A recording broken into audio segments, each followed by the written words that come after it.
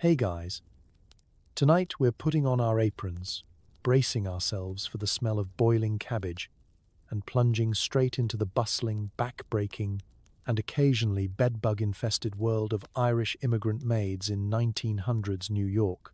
That's right, forget Downton Abbey, and please, for your own sanity, forget whatever's happening in Bridgerton. We're going straight to the source.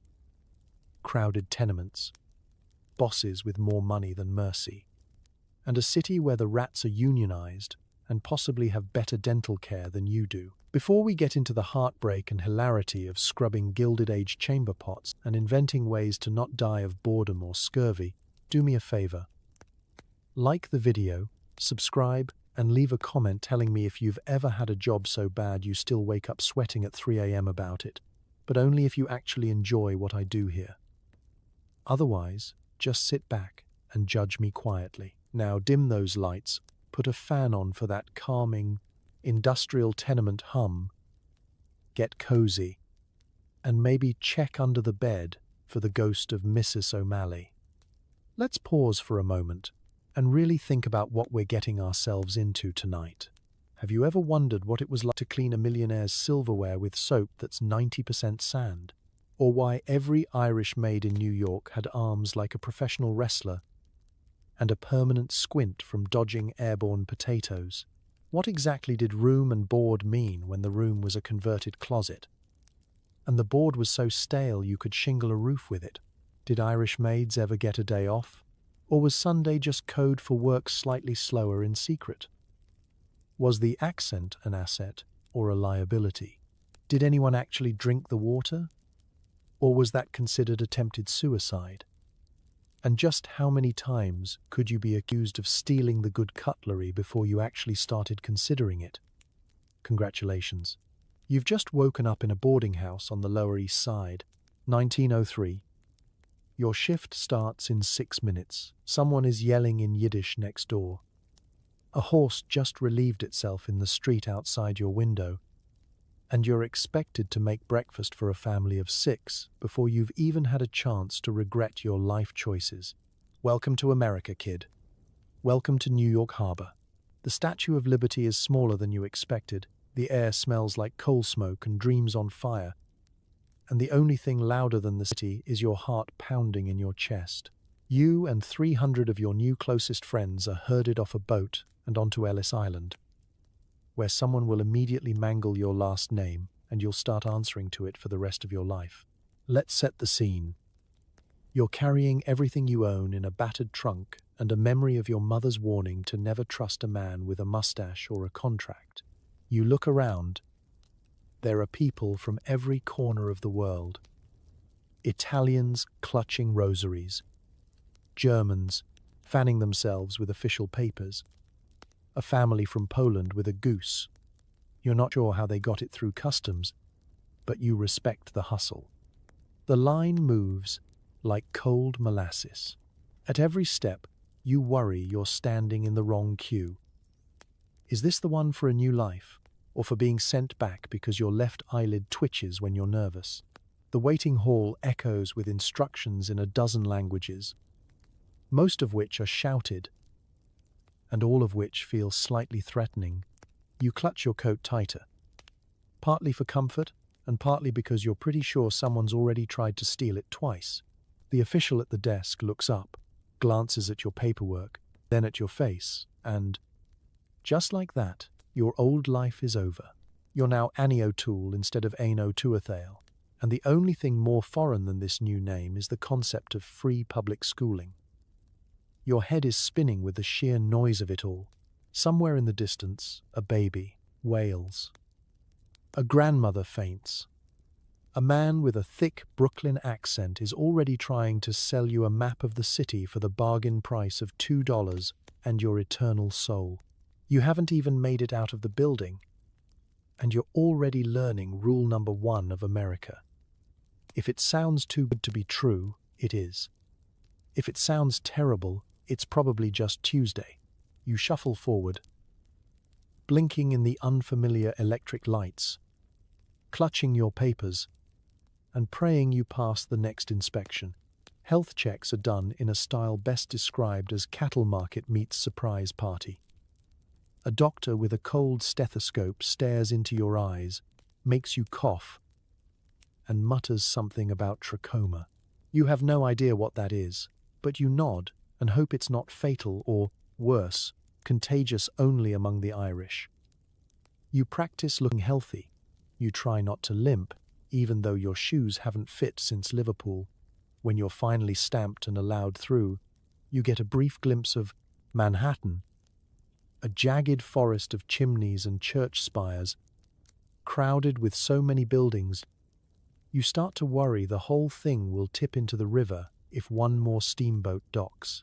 It's not quite the land of milk and honey, more like the land of streetcar clangs, shouting matchmakers, and mysterious puddles that you really hope are just rainwater. The noise never stops. If you close your eyes, it sounds like hope and chaos got married and invited every pigeon in the world to the reception.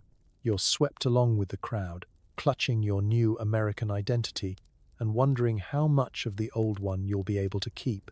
Already, you're feeling the sharp edge of homesickness, missing the boggy quiet of home, the taste of real butter, even the way rain used to fall sideways into your kitchen.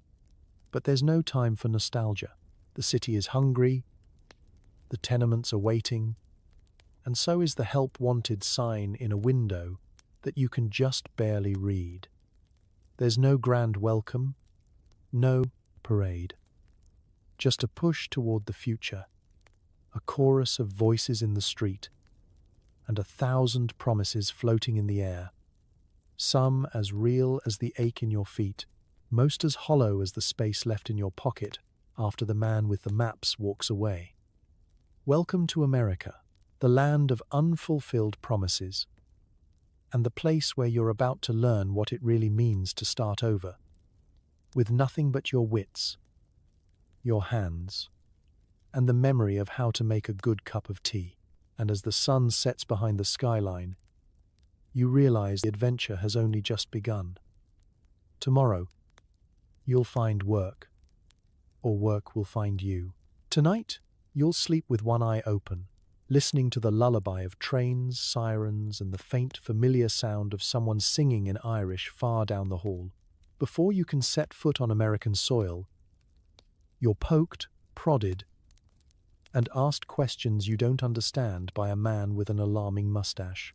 You pray you pass the health inspection, mostly because you've heard stories about the button hook. And no, you do not want to find out what it's for. Let's talk about anxiety. Not the mild kind you get when someone asks you, "How's your day going?" and you realize you have no idea. No, this is the high-octane, heart-pounding, armpits sweating through your one good shirt kind. The sort of anxiety that comes from standing in a line the length of County Cork, clutching all your worldly possessions, and waiting for a doctor who's about to decide your entire future with a 5-second glance and a suspiciously large metal hook. It's not exactly what you pictured when you heard the golden door would be opened to you. You shuffle forward, inch by inch, feeling like livestock on market day. The man behind you sneezes and you try not to panic, because you're fairly sure the only thing more suspicious than having lice is being seen as contagious. Every time someone's name is called, everyone in line tries to pretend they're not listening for the verdict. But you are. Oh, you are. Good luck is muttered in at least 6 languages, and you start thinking you'll never want to hear another phrase with luck in it again. The health inspectors don't look particularly cheerful, probably because they've spent the last 6 hours staring into terrified eyes and the last 6 years trying not to catch anything. Their tools are a mix of modern science and medieval threat: thermometers, tongue depressors, and the dreaded button hook, a device designed to flip eyelids inside out in search of trachoma. But in your mind, it's one step away from a medieval torture device. You do your best to avoid eye contact, but that's exactly what gets you picked out of line for closer examination. Congratulations. You're asked your name, age, place of birth, and occupation, Then you're asked to pronounce your name twice. It turns out no one in New York can pronounce Afe. So you become Eva by bureaucratic fiat. The official jots something down, possibly cannot spell her own name. Probable anarchist. You're then asked about your finances, your family, and whether you have a job waiting. You lie. Of course you do. It's New York. Everyone lies. But the real excitement begins with the physical. You're lined up, coat off, shoes off, dignity off. The inspector checks your scalp for lice, your face for rashes, and your hands for signs of work. You do your best to look robust but not suspiciously athletic, healthy but not sickly, and most importantly, lice-free. It's like the world's least fun talent show. All the while, the rumors swirl. If they find lice, you'll be quarantined on the island for weeks, staring longingly at Manhattan across the water. If you cough, you're doomed. If you have a limp, they'll mark your coat with chalk, and you'll spend the rest of your life explaining to strangers why you failed America's entrance exam. Some say they turn people away for having flat feet, which is either medical science or just a particularly American prejudice.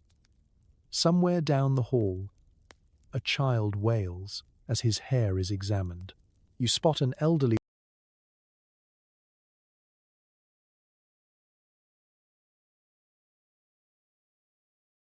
woman being led away gently by a nurse, and you wonder if she'll ever see her family again.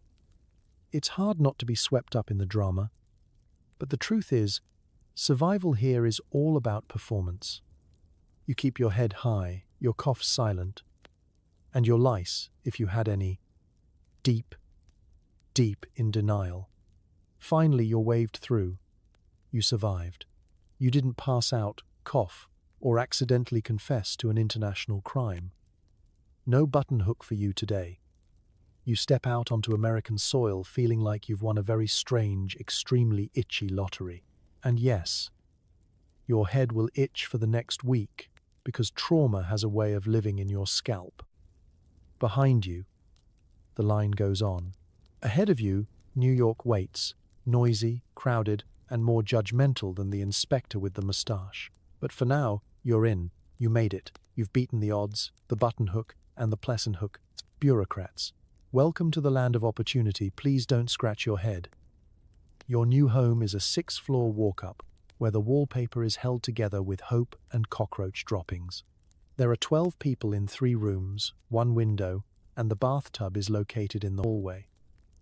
Privacy is a rumor, and sleep is a competitive sport. Let's get specific.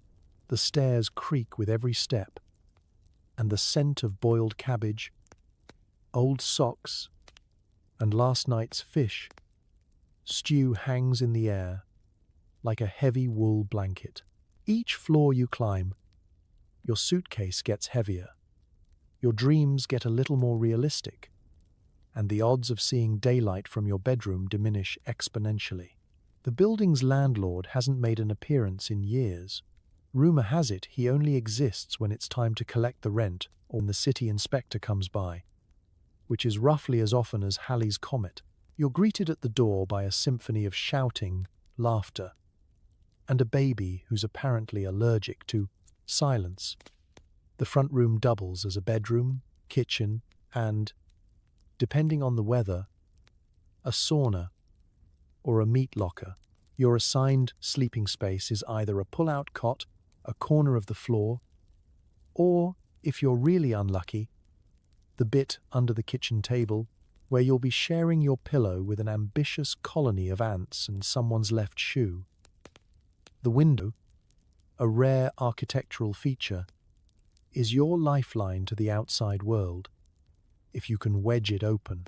Sometimes it lets in a breeze, but mostly it invites in soot, street noise, and the charming aroma of horse manure from below. At night, the city is never quiet. There's the clang of trolley cars, the shouts of a fruit vendor who refuses to acknowledge that midnight isn't peak business hours, and the thump of your neighbor's broom as she warns the rats to stay on their side of the wall. You'd think 12 people would make for lively conversation, But mostly it's a battle for resources. The single bathroom is down the hall and shared with at least 3 other families, each of whom has a wildly different opinion about how to clean a bathtub. The correct answer, apparently, is to never do it. The morning routine is an obstacle course. If you're not fast, you'll be brushing your teeth in a coffee cup while someone else yells at you to stop hogging the good towel. There's always a mysterious puddle in the hallway, and you learn quickly not to ask where it came from. Meals are communal affairs, a rotating menu of bread, potatoes, and whatever was on sale at the market, stewed into oblivion and stretched with onions, and the eternal hope that nobody finds the weevil in their portion. Dinner conversation is less about table manners and more about volume. Whoever shouts loudest gets the last bit of stew and the best gossip. Let's not forget the wildlife. Roaches are your most reliable roommates, always up for a midnight stroll across the countertop or a quick swim in the sugar bowl. Mice are the uninvited guests. And bedbugs? They're the neighborhood welcoming committee. You stop counting bites and start rating them for style. But it's not all misery. Sometimes, when the sun hits the window just right, and you catch a whiff of someone baking bread downstairs, you feel almost at home. The laughter, loud, raucous, and echoing through thin walls, reminds you that survival here isn't just about enduring, but about clinging to joy wherever it pops up, even if it's sandwiched between arguments over laundry and late-night lullabies, sung by a neighbor with the world's worst singing voice. Here's the secret. You adapt. You get used to sleeping through noise that would wake the dead. You learn to cook for 12 with 3 potatoes and a wooden spoon. You become an expert at making space where there is none, stealing moments of privacy behind a curtain, or daydreaming on the fire escape with your feet dangling over a city that feels both impossibly big and painfully close. So yes, your tenement may be a little slice of chaos, but it's your chaos. The first place that's yours, even if it's only for a little while, and even if you have to share it with 12 other souls and 1,000 insects. Home, sweet home. Just watch out for the leaky ceiling and don't ask about the stains. Some mysteries are better left unsolved. The Irish accent, it turns out, is your most valuable asset, and also the reason Mrs. Bernstein on Orchard Street squints at you. You line up with dozens of other girls on a Monday morning, all hoping to be picked for a live-in maid job, because the alternative is starvation or, worse, working in a sweatshop. Picture the scene. It's barely dawn, but the maid market is already buzzing. The sidewalk is crowded with hopeful girls, all shapes and sizes, the air heavy with nervous chatter, and the kind of competitive energy usually reserved for Olympic tryouts or church bake sales.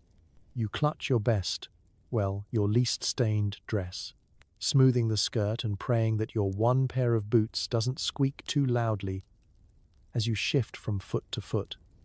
There's no formal process here. No sign-up sheet. This is survival, New York style. First come, first scrutinized, first hired. Around you, languages mingle. English with thick Kerry vowels, Yiddish, Polish, a smattering of German. Someone coughs. Someone else elbows their way to the front with the kind of energy that only comes from skipping breakfast and hope. The newspaper ad promised good wages, room and board, but conveniently omitted the bit about the 15-hour workdays and the family dog that likes to bite. The women seeking maids are on the hunt, sharp-eyed and well-dressed, scanning the line for signs of honesty, stamina, and the kind of desperation that can be leveraged for 50 cents less per month. They tap canes, adjust hats, and exchange whispered comments about character and disposition. You hear snippets. That one looks sturdy. Too pale, she'll faint in the laundry. Irish? At least she'll work hard, and she won't talk back much. That's what they think. If you're lucky, you get a quick once-over, a few brisk questions. Can you scrub floors? Boil laundry? Keep your mouth shut when the master's in a mood? The answer, of course, is yes to everything. Even if you've never boiled laundry in your life, and suspect bluing is just what happens to your hands in the cold. Sometimes they check your hands for calluses, inspecting your palms as if they're palm readers specializing in domestic prophecy. Too soft, and they think you're lazy. Too rough, and you must be hiding a criminal past. Or worse, a tendency to unionize. In the background, someone is crying quietly. A girl whose employer decided she didn't fit the household. You make a mental note to always fit the household. Even if it means pretending you love organ meats and can recite every psalm by heart. Sometimes, you spot the rare employer with a kind face, but mostly, they seem to have been carved from the same marble as City Hall. Impressive, intimidating, and likely to complain about the price of soap. There's a strange tension in the air. Each girl hopes to be chosen, but not by the worst families. Not the ones known for broken spirits and broken backs. You share whispered warnings about certain addresses. Avoid the one on Mulberry with the 3 staircases and the angry parrot. Don't work for the lady with the mole. She counts the potatoes. If the family's last name starts with a V, run. When your turn finally comes, you try to look strong but not stubborn, humble but not invisible, grateful but not groveling. It's an audition for a role nobody really wants, but one you need. Mrs. Bernstein calls your name, well, something close to it, and asks if you have references. You hand over a crumpled letter from a priest back home. She squints at the signature, sniffs, and shrugs. Can you cook? She asks. Absolutely, you say. Even if the only thing you've ever cooked is porridge and boiled potatoes, congratulations, you're now a cook. If you're chosen, you leave the line. Heart-pounding, equal parts relief and terror. If not, you get back in line, hoping tomorrow brings better luck, or at least a family that's more interested in your elbow grease than your accent. But for now, you walk away with a job, a promise of room and board, and the uneasy feeling that you may have just volunteered for the world's most complicated obstacle course. The market empties out. The luckless ones trudging home, the lucky ones hustling off behind new employers, already rehearsing how to say, "Yes, ma'am," with just enough sincerity to get by. Welcome to the help wanted ad. The original gig economy, but with more starch, more stairs, and a lot more potatoes. You stand before a matron with a hat bigger than her sense of empathy. She asks if you're strong, honest, and God-fearing. You say, yes, because the correct answer is always yes. She checks your hands for calluses. No calluses means you're either lazy or a criminal mastermind. Let's set the stage. You're standing in the front parlor of someone else's house, shoes squeaking on the polished floor, hands folded just so, and eyes darting between the carpet pattern and the matron's eyebrows, both equally terrifying in their intricacy. The matron sizes you up as if she's about to bid on a prize heifer at the county fair. Her hat, a structure so vast it probably has its own postal code, teeters dangerously as she leans in to inspect your fingernails. You try to remember if you washed them this morning, but honestly, what's one more layer of anxiety at this point? She clears her throat with the kind of authority that could curdle milk. Do you know how to polish silver? She asks, like it's a trick question. Of course, you nod. You have never polished silver in your life, but you've seen a cousin do it once, and you figure it's like washing potatoes, only more judgmental. She follows up with, can you make a proper tea? You nod again, resisting the urge to add, blindfolded, in a hurricane, while juggling potatoes. But the job market isn't the place for jokes. The questions come rapid fire, each one more loaded than last.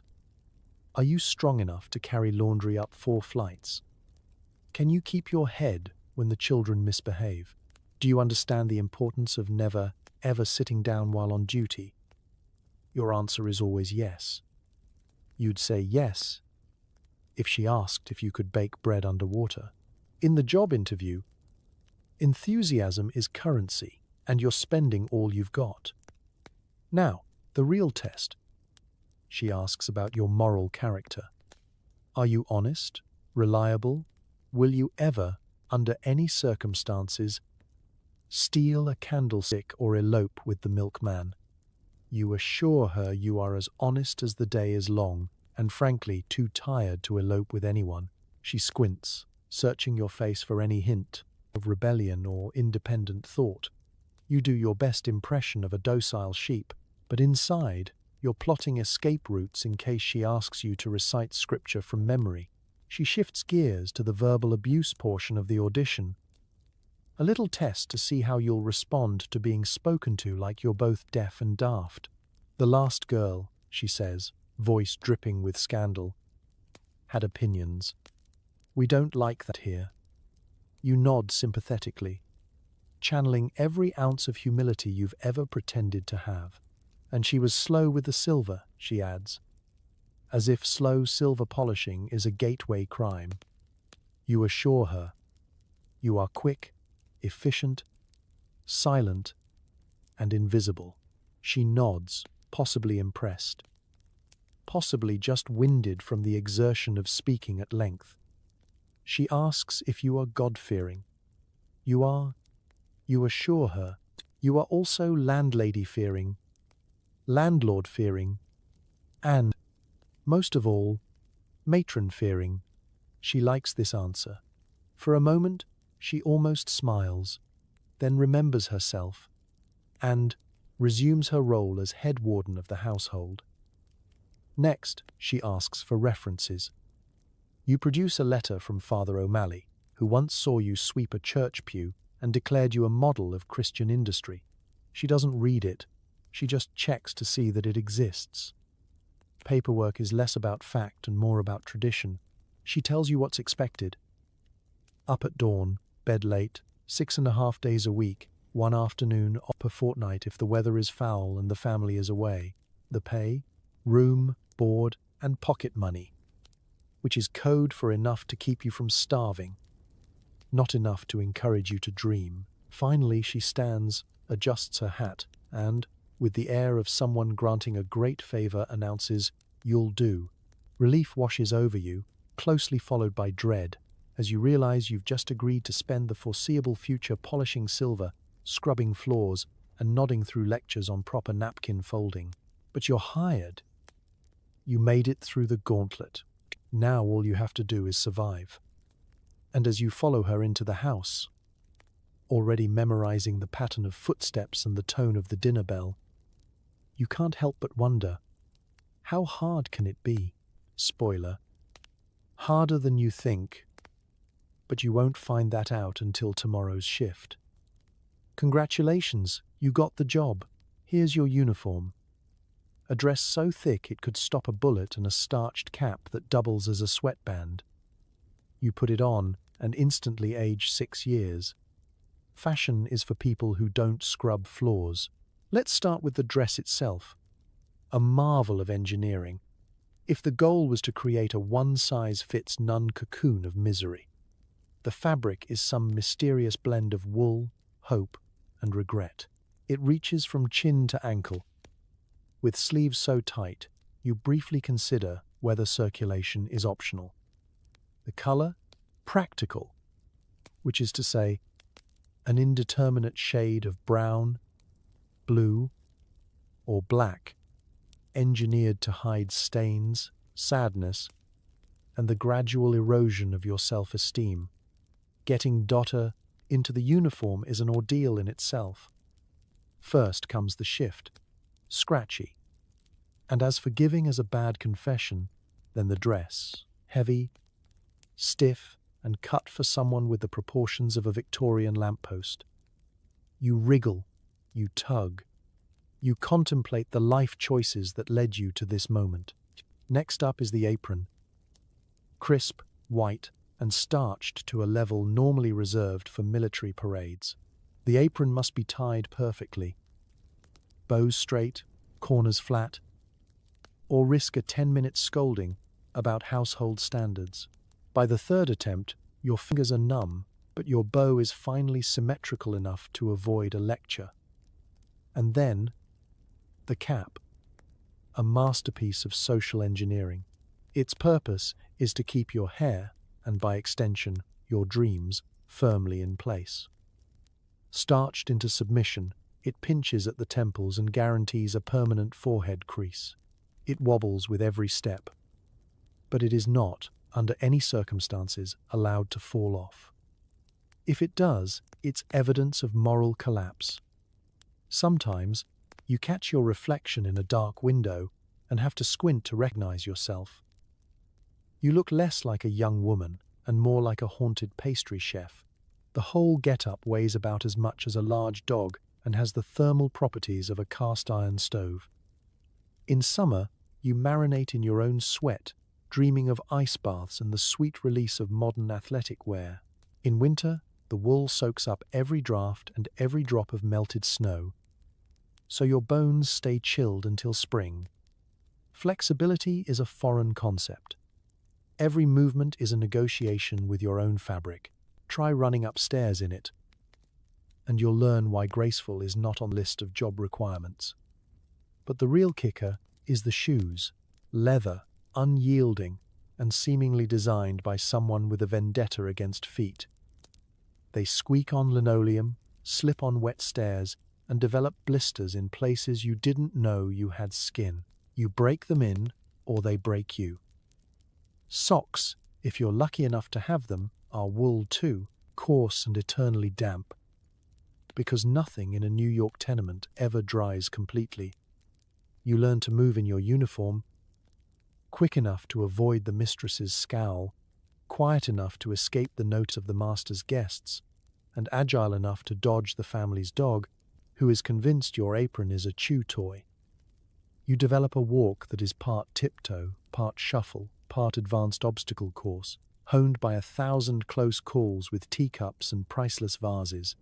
And yet, for all its discomfort, the uniform is also a kind of shield. It's what lets you blend in, hide the day's worries, and, most importantly, remind yourself and everyone else that you're on the job. Behind the apron, you can grumble in Irish under your breath, roll your eyes where only the wallpaper can see, and carry on through the longest days with at least a sliver of pride. By the end of your first week, you start to understand the hidden wisdom in every itchy fiber and stiff seam. The uniform is armor, and the cap is your badge of survival. You wear them not just because you have to, but because in a city this cold and crowded, sometimes you need 20 pounds of wool just to keep you together. So you straighten your cap, tie your apron, and step back into the fray. Fashionable as a potato sack, but ready for whatever the day and the laundry brings. Your private quarters are technically a closet with a cot, a single hook for your possessions, and a window that looks directly into the neighbor's privy. At least it's your own space, unless the family's dog gets lonely at night. Let's set the scene. After a day spent scrubbing, hauling, and dodging both criticism and airborne potatoes, you finally retreat to your room. Calling it a room is generous. It's more of a rectangular suggestion, a glorified cupboard squeezed between the kitchen and the back stairs. The door doesn't lock, for your own safety, they say, and it creaks loud enough to wake the entire household, except, apparently, the one person you need to stay asleep. The cot is a marvel of minimalist design, by which I mean it's slightly softer than the floor and exactly as squeaky. You lie on it at night, listening to the city hum, and the bed springs threaten collapse every time you exhale. The pillow is flat as a pancake and smells faintly of mothballs, lye, and disappointment. Your blanket, if you can call it that, was once white but now hovers in the mysterious grey zone between laundered and retired as a cleaning rag. There's a draft that sneaks in through the window, which never quite shuts, ensuring that you get the full sensory experience of New York's finest winter chills and, on especially lucky evenings, a whiff of what the neighbour had for dinner, or, less charmingly, for lunch. Storage is an exercise in vertical Tetris. The single hook on the wall must hold your coat, your apron, your Sunday dress, and, if you're feeling daring, the one sentimental keepsake you dared to bring across the Atlantic. Anything else you own, shoes, a tattered book, the money you're hoarding for your little brother's passage, lives tucked beneath the cot, wrapped in a scarf and guarded by the ever-vigilant dust bunnies. Privacy here is measured in seconds, not minutes. There's always a reason for someone to burst in, laundry to collect, a child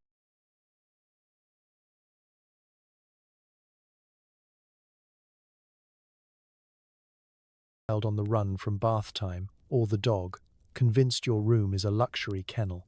Sometimes, if the family is hosting guests, you'll return to find a strange hat tossed onto your bed, or a half-eaten sandwich sitting on your only clean plate. Boundaries are a theory, not a practice. But for all its flaws, this closet corner cubby is yours. When the house finally goes quiet and the gas lights flicker low, you can at last exhale and let your mind wander. Maybe you reread a letter from home, or whisper a prayer for good luck and unblistered hands. Sometimes you press your forehead to the glass, staring out at the neighbour privy and dreaming of the green fields of Kerry or the salty air of Galway Bay. You'd trade it all for a window with a view. But for now, this slice of the city is home. You decorate in the only way you can. A pressed flower hidden between Bible pages, a faded photo tucked into the mirror's frame, a bit of lace crocheted during stolen moments of peace. These tiny tokens remind you of your real self, the person you are when the apron comes off, when you're not the help, but a daughter, a sister, a storyteller, a dreamer. And in this room you are off duty. You can mutter complaints about the master's muddy boots, roll your eyes at the lady's endless demands, or, when you're sure nobody's listening, sing a tune your mother taught you. Sleep comes in fits and starts, often interrupted by clattering pipes, or the sudden appearance of the family's terrier, who has never respected a closed door. But eventually, exhaustion wins out. You drift into uneasy dreams, grateful for a roof and four walls, even if two are borrowed from the pantry. In the morning, you rise before dawn, dressing quietly so as not to wake the house. You take one last deep breath in your room, your own space, however humble, and prepare to step back into the role that waits on the other side of the door. A closet with a cot may not be the palace you imagined when you boarded the ship, but for tonight, it's enough. Sometimes, enough is the bravest thing you can have.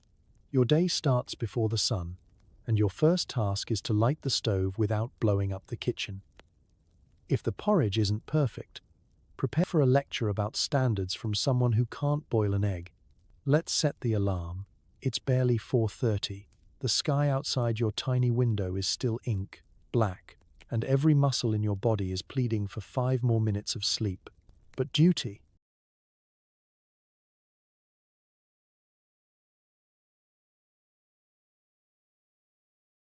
like the city, never sleeps. You shuffle into the kitchen in your sturdy boots and scratchy wool dress, trying not to trip over the family dog, already lurking in hopes of dropped scraps, or the cat, who's plotting world domination from atop the flour bin. Lighting the stove is a daily gamble. You strike a match, pray you don't set your sleeve on fire, and coax the stubborn flame to life. Coal dust fills the air and clings to your skin, so even before you've opened a single cupboard, you already look like you've lost a bare-knuckle fight with a chimney sweep. The stove hisses and pops, adding a new dimension to your ongoing anxiety about unexpected explosions. Breakfast is a well-choreographed panic. The master and mistress expect a proper spread, porridge simmered to the exact consistency of mortar, eggs boiled precisely 4 minutes, not 3, not 5, and toast that is golden brown without a single burnt edge. The coffee must be strong enough to wake the dead, but not so bitter that it offends the lady's delicate sensibilities. No pressure.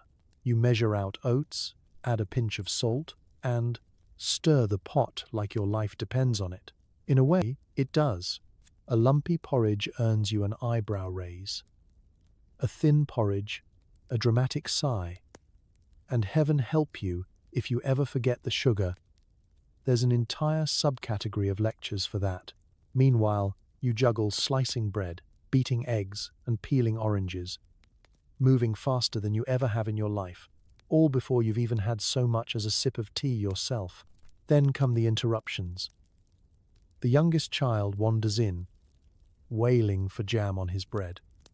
The dog snatches a sausage and vanishes under the table. The milk boils over, the kettle whistles, and the mistress chooses this exact moment to appear in the doorway, silk robe floating, and eyebrows already halfway to the ceiling. "Is breakfast ready?" she asks, as if she's been awake and helpful for hours.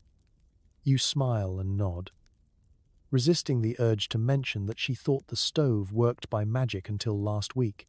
As the family gathers, the dining room transforms into a theatre of demands. Dishes are sent back for being too cold, too hot, too much, or too little. You keep count, just for fun, of how many times the word unacceptable gets thrown your way before 7 a.m. If you survive the gauntlet of breakfast, you might reward yourself with a hasty crust of bread, eaten while standing in the pantry. This is your me time, 20 seconds of peace, accompanied by the faint hope that no one will come looking for the gravy boat. The kitchen itself is a war zone. Grease pops on the stove, pots clang, and crumbs multiply faster than rumors at Sunday Mass. Clean as you go, you were told. But the only thing multiplying faster than the mess is the family's collective appetite. No matter how much food you serve, someone will complain that it isn't as good as the breakfasts we had in Paris, even though you're fairly sure the closest they've been to Paris is reading about it in a borrowed travel guide. Sometimes, if the morning's chaos aligns with a rare act of mercy from the breakfast gods, you get a mumbled thank you or, at the very least, a moment without criticism. More often, you get to enjoy the lingering aroma of burnt toast and the knowledge that, no matter how hard you try, breakfast will never be perfect. Perfection, it turns out, is a moving target, usually one with jam on its face and a sticky hand grabbing for your skirt. As the sun finally rises and the kitchen settles into the lull between meals, you breathe out, mop your brow, and prepare for the next round. Because in this house, breakfast isn't just the most important meal of the day, it's the opening act in a marathon of impossible expectations. And somehow, you always find the strength to do it all again tomorrow. Monday is laundry day, which means hauling boiling water up 2 flights of stairs, scrubbing mysterious stains out of unmentionables, and somehow managing not to poison yourself with lye. Your hands are now 60% blisters and 40% soap residue. Let's start with the worst part, the water. In theory, hot water should be your friend, soothing, cleansing, restorative. In practice, it's heavy, scalding, and completely uninterested in helping you achieve any of those things. Before dawn, you fill pails at the kitchen stove, trying not to spill boiling water on your feet as you slosh your way up the narrow, slippery back stairs. You will do this journey at least 4 times, building muscles in your arms and a burning resentment in your soul. The laundry room is barely bigger than a closet and twice as humid. Steam fills the air, turning your hair into a frizzy halo and fogging your only mirror. There's a wash tub, a scrubbing board, a battered bar of lye soap, and a sense of impending doom. The process is simple. You soak, you scrub, you rinse, you repeat, until your wrists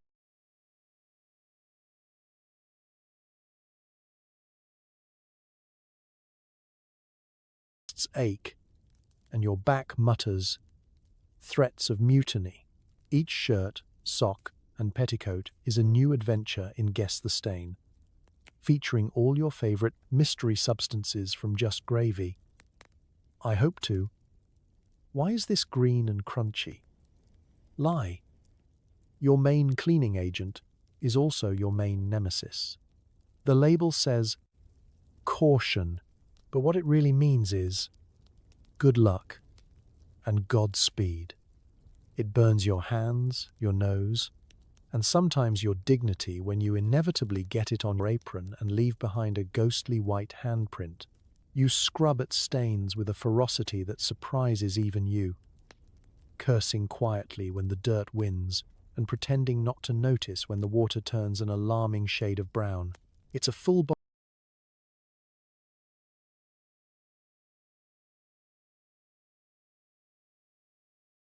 body workout, with none of the glamour and all of the accidental chemical burns. Unmentionables, stockings, bloomers, those undergarments too delicate or too embarrassing for daylight, are somehow always the most challenging.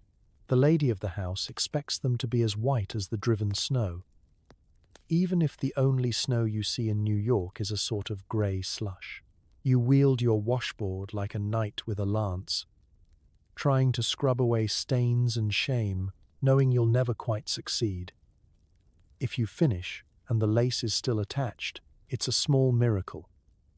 Rinsing is a race against the clock. You haul more clean water, wring out each piece with numb fingers, and try to ignore the fact that your fingernails have gone wrinkly and raw. Everything gets wrung out and then lugged to the backyard or rooftop to dry. In summer, the lines are already crowded with other tenants washing. In winter, you hang sheets and shirts only to bring them in hours later, frozen solid and twice as heavy. Frozen laundry is a uniquely American nightmare. Just ask your knuckles. The final act of laundry day is the ironing.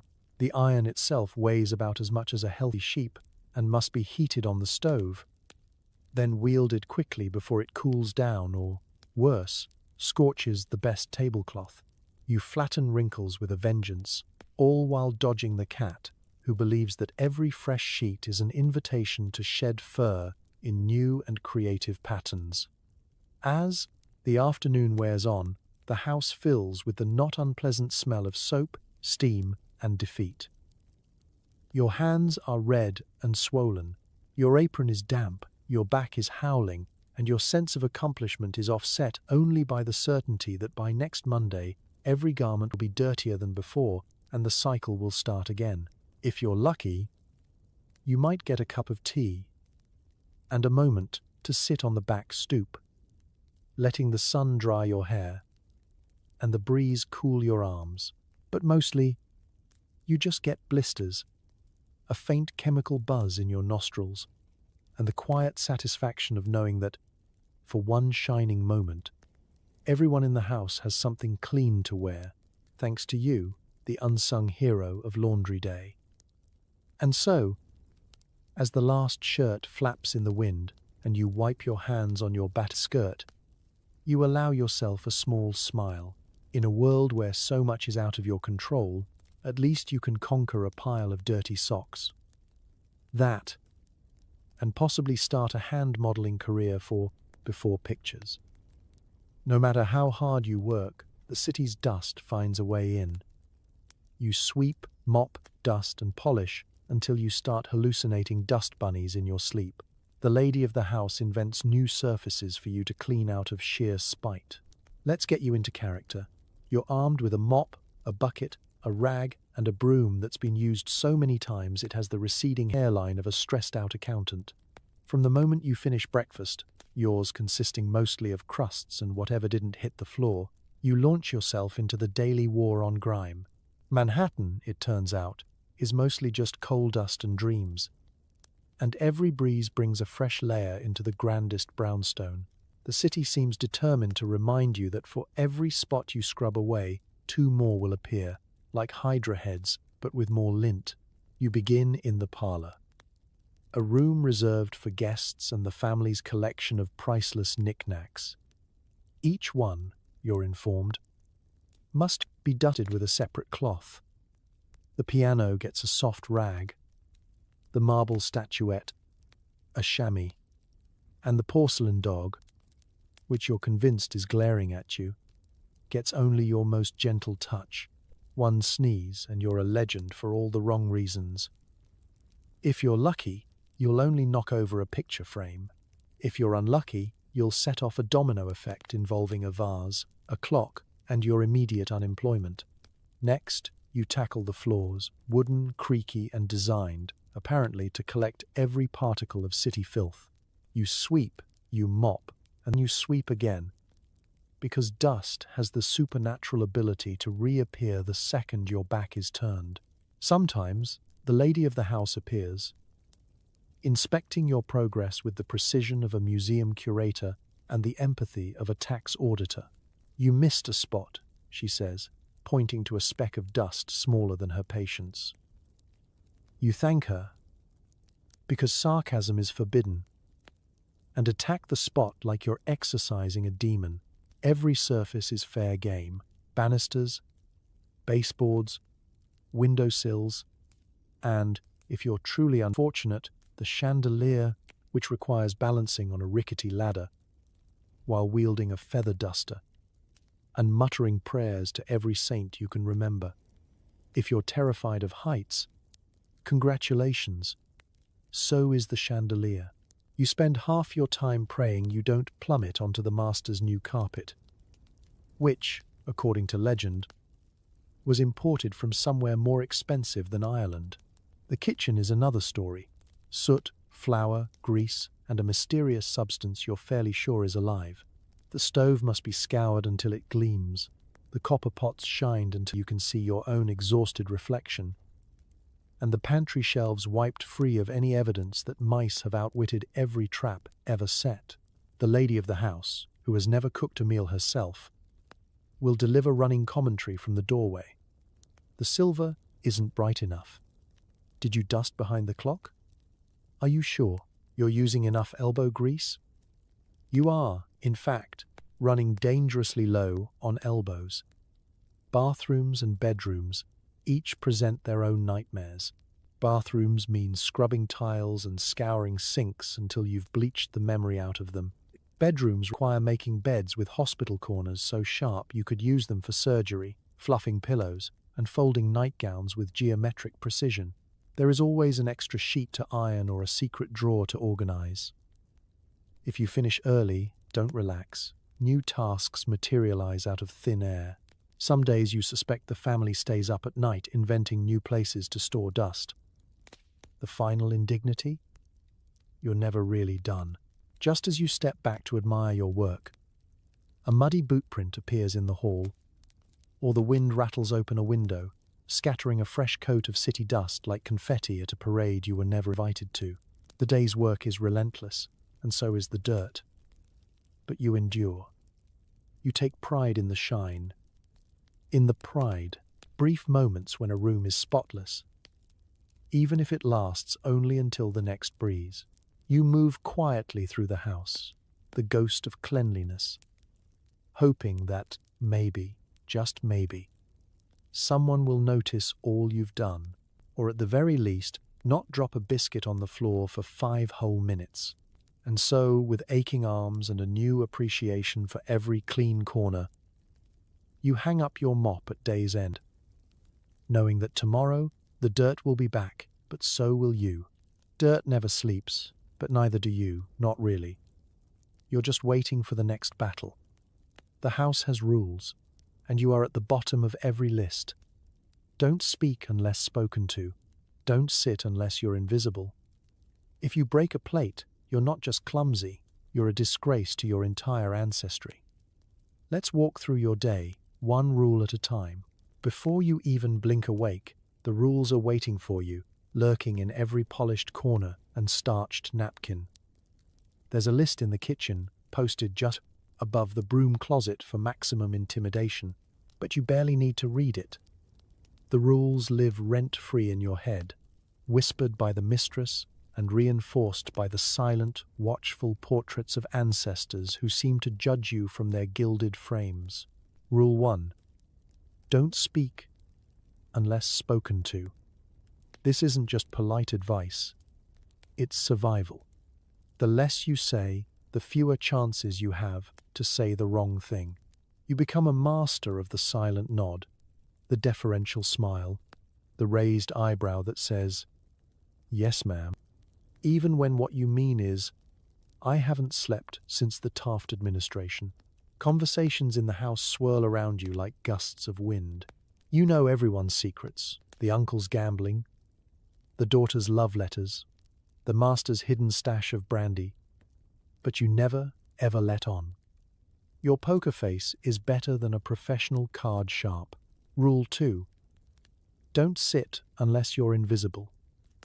Chairs, you learn, are a luxury reserved for people whose last names are on NDE, the mailbox. Your feet throb, your back aches. But if the mistress walks in and sees you perched on a kitchen stool, even for a moment, prepare for a lecture on the slippery slope of laziness and a reminder that idleness is the mother of sin. There's a whole theology around sitting, apparently, and none of it is in your favor. You become an expert at resting while standing, leaning subtly against a counter, shifting your weight from one foot to the other, perfecting the art of the 5-second sit and jump up routine. Rule 3. Don't smile, at least not too much. Smiling is suspicious. Too little, and you're accused of sulking or bad spirits. Too much, and you must be up to something. You practice the Goldilocks smile. Not too warm, not too cold, just bland enough to melt into the wallpaper. Laughter is reserved for the family, or the guests, or the lady's friends, who all seem to find the help endlessly amusing, especially when they're not paying attention to what you're actually doing. And then there's the grand tradition of blame. Break a plate? It's not just an accident, it's a reflection of your national character, your upbringing, and possibly the weather in County Mayo. The family gathers to witness the evidence, a shard of porcelain held up like a murder weapon. You apologize, promise to do better, and vow to practice handling dishes in your sleep.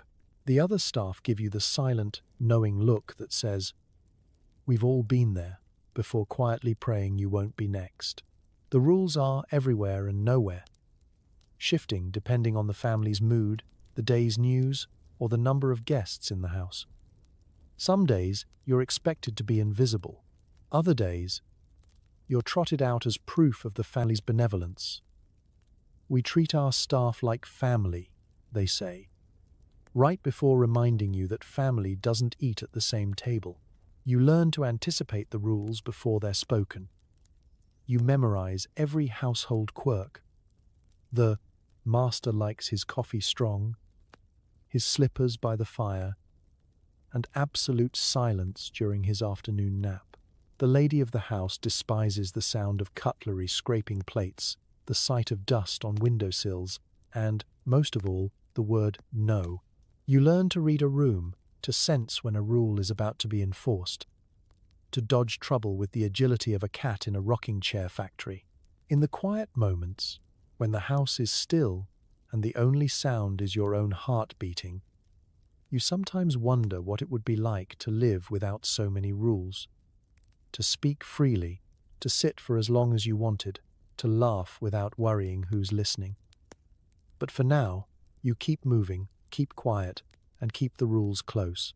Because in this house, the greatest crime isn't breaking the china, it's breaking the code.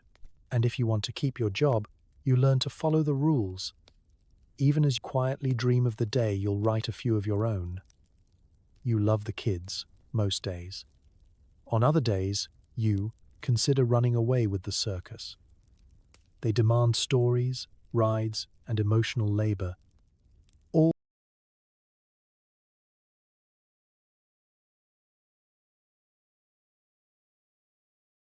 while throwing food at your freshly mopped floor. The baby bites. Let's talk about your actual job description, because, as every Irish maid soon discovers, other duties as assigned is less a guideline and more a lifestyle. Children are both your greatest joy and your greatest challenge. Small bundles of boundless energy who can turn any calm moment into a festival of chaos. You start the day with the best intentions, songs, smiles, and a game or two, and end it clutching your sanity like it's the last biscuit in the tin.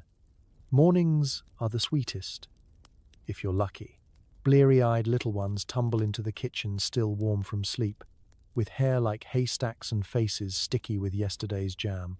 They climb into your lap, demand a story, or insist you become a horse galloping up and down the hallway. You oblige, because sometimes their laughter is the best sound in a city full of honking cabs and shouting street vendors.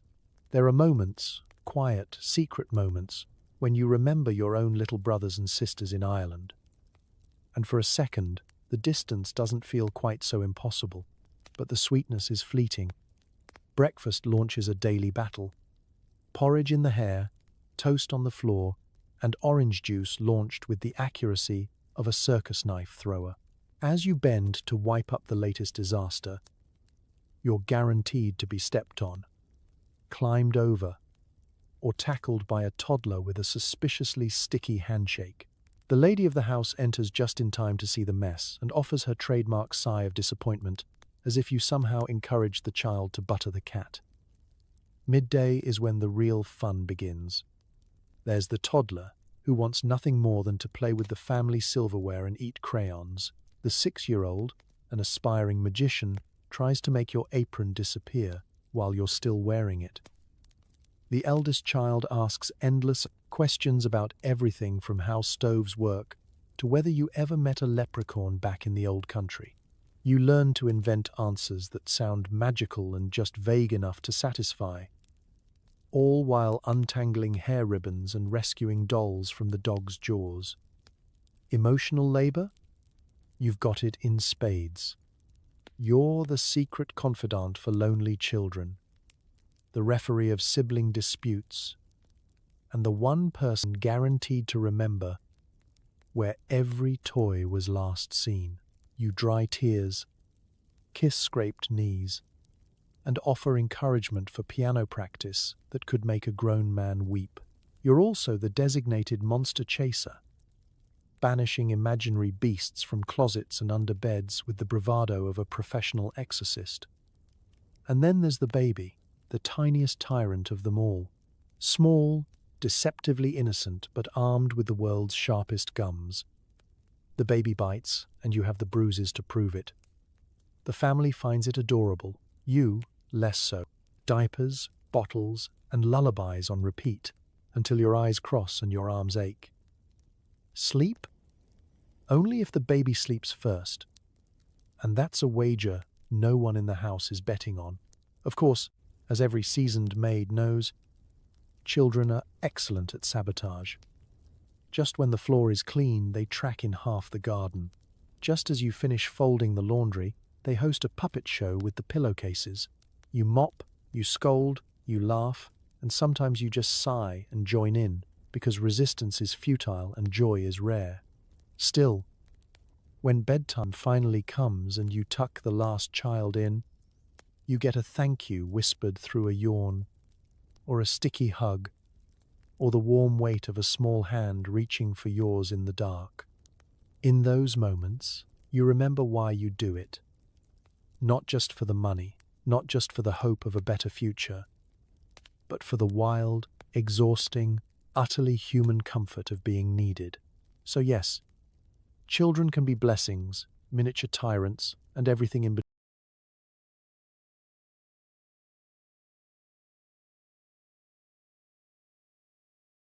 between. And if you ever do run away to join the circus, you'll be the star, because after managing this crew, nothing under the big top could surprise you. Cooking is an art form, but only if you consider burning the oatmeal modernist cuisine. You discover 37 ways to cook potatoes. The family is still unimpressed. Let's step into your new domain, the kitchen. It's the heart of the home, or more accurately, the overheated appendix, cramped, cluttered, and in a constant state of high-stakes panic. Here, you're expected to whip up 3 meals a day for a family who treats food as both fuel and theatre. Every meal is a performance, and you, unfortunately, are the headlining act, with a supporting cast of mismatched pots, unpredictable ovens, and a temperamental range that hisses like an angry cat. You begin your culinary day by wrestling with the stove, which alternates between roaring inferno and sullen cold, never pausing at medium. Lighting it is a daily test of courage. The oven, meanwhile, is a mystery box, with a mind of its own, sometimes baking bread to golden perfection, sometimes charring biscuits into objects suitable for self-defense.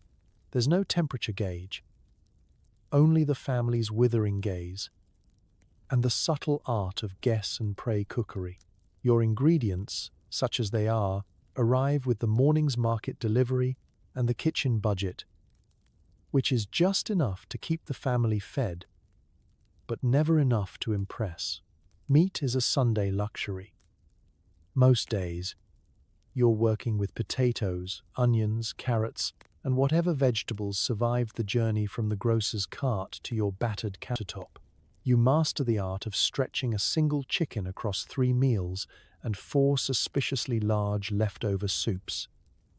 If you've never made potato pie, potato pudding, or potato surprise, don't worry, you will.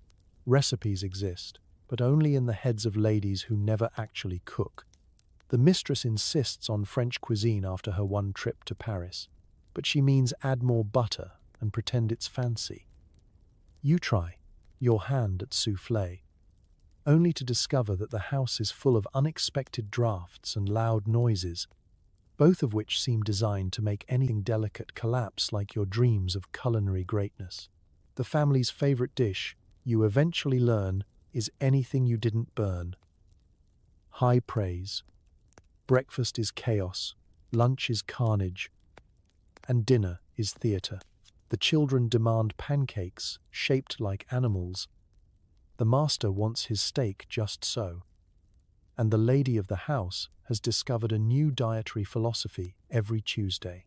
You juggle requests, fend off the dog, who is an expert at stealing bacon, and try to keep the cat out of the cream. Timing is everything. There are days when you wish you had 4 hands and 2 extra hours. And then there are the disasters.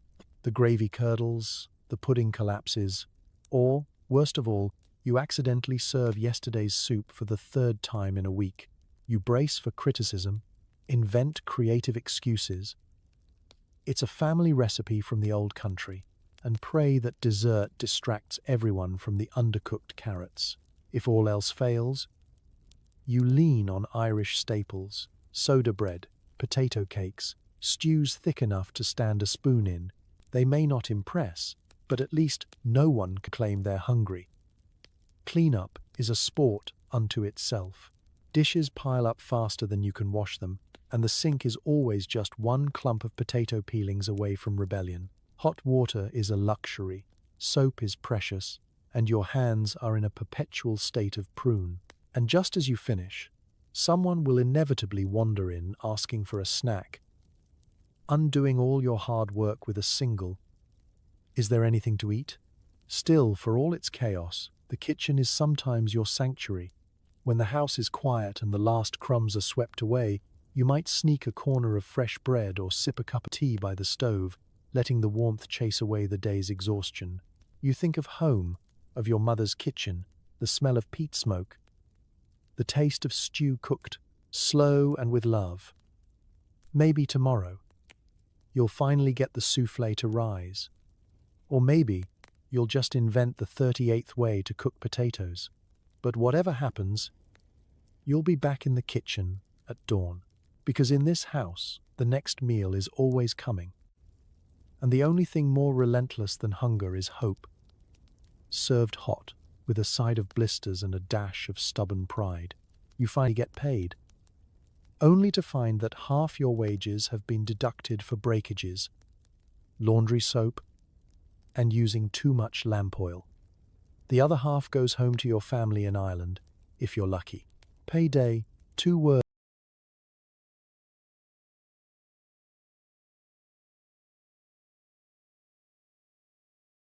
that should inspire excitement.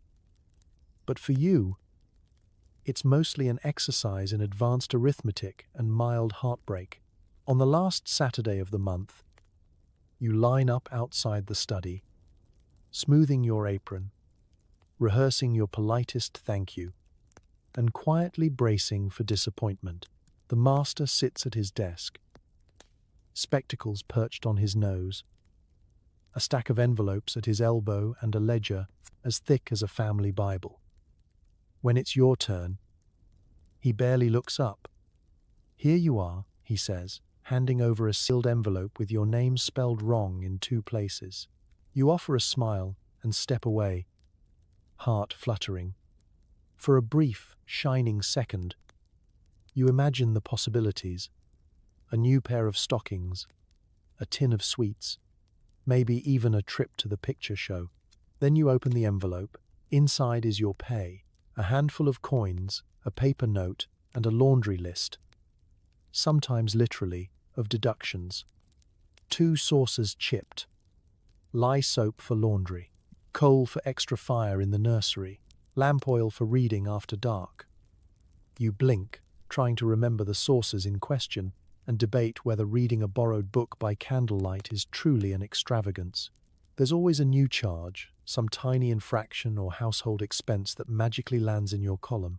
If you ever complain, you're reminded that room and board is itself a great kindness.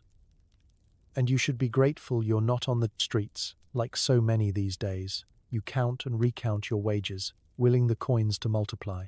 Sometimes you wonder if there's a secret game where the less you spend, the more creative the deductions become. The only thing you know for certain is that the pile is smaller than you hoped, barely enough for your own needs and certainly not enough for any luxuries. Still, you steel yourself for the real task, sending money home. That, at least, is non-negotiable. Every month, you queue at the Western Union office with a handful of other maids, clutching envelopes addressed to towns and villages scattered across Ireland.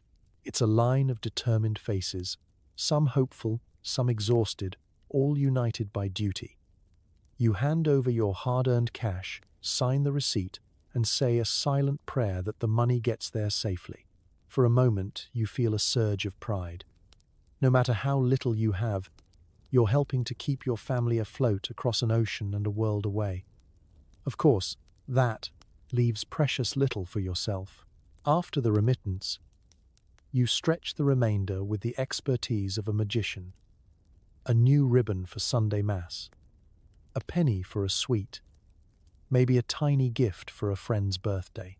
The rest disappears into the invisible ledger of laundry soap, replacement hairpins, and the occasional emergency cup of tea at the kitchen table. There's no holiday bonus, no raise, no thanks for scrubbing the floors until your knuckles bled. If you're lucky, the mistress might offer you a cast-off dress, altered so many times it fits no one and flatters nothing. If you're very lucky, you might get Sunday afternoon off, provided you've finished the ironing and the family's dog hasn't had a nervous breakdown. But even when the envelope feels lighter than your hopes, you remind yourself why you do it. You picture your family at home, your mother opening your letter, your little brother running to the shop with coins clutched in his fist, your father raising a glass to your health. Your sacrifice is invisible, your struggles silent, but it matters. So payday is never just about money, it's a reckoning, a reminder of what you're working for and why you can't quit, even when you want to. And as you slip your coins into their hiding place and straighten your apron for the next day, you tell yourself, quietly, stubbornly, that you'll keep going. Because hope, like wages, always seems to go farther when you send it home. Supposedly, you have a day off every week. In reality, you spend it mending clothes, writing desperate letters home, and dodging strange men in the park. Freedom tastes a lot like yesterday's bread. Let's paint the scene. It's Sunday. The clock barely struck 8, and the house is, for once, quiet. In theory, this is your time. The family is at church or sleeping in, and you are free to do, well, anything you please. But as you gaze around your tiny closet room at the pile of socks needing darning and the skirt with an ever-widening tear, reality sets in.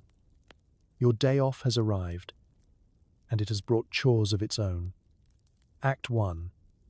Mending and making do. You settle in by the window, squinting in the half-light as you thread your needle for the 5th time. Socks, aprons, handkerchiefs.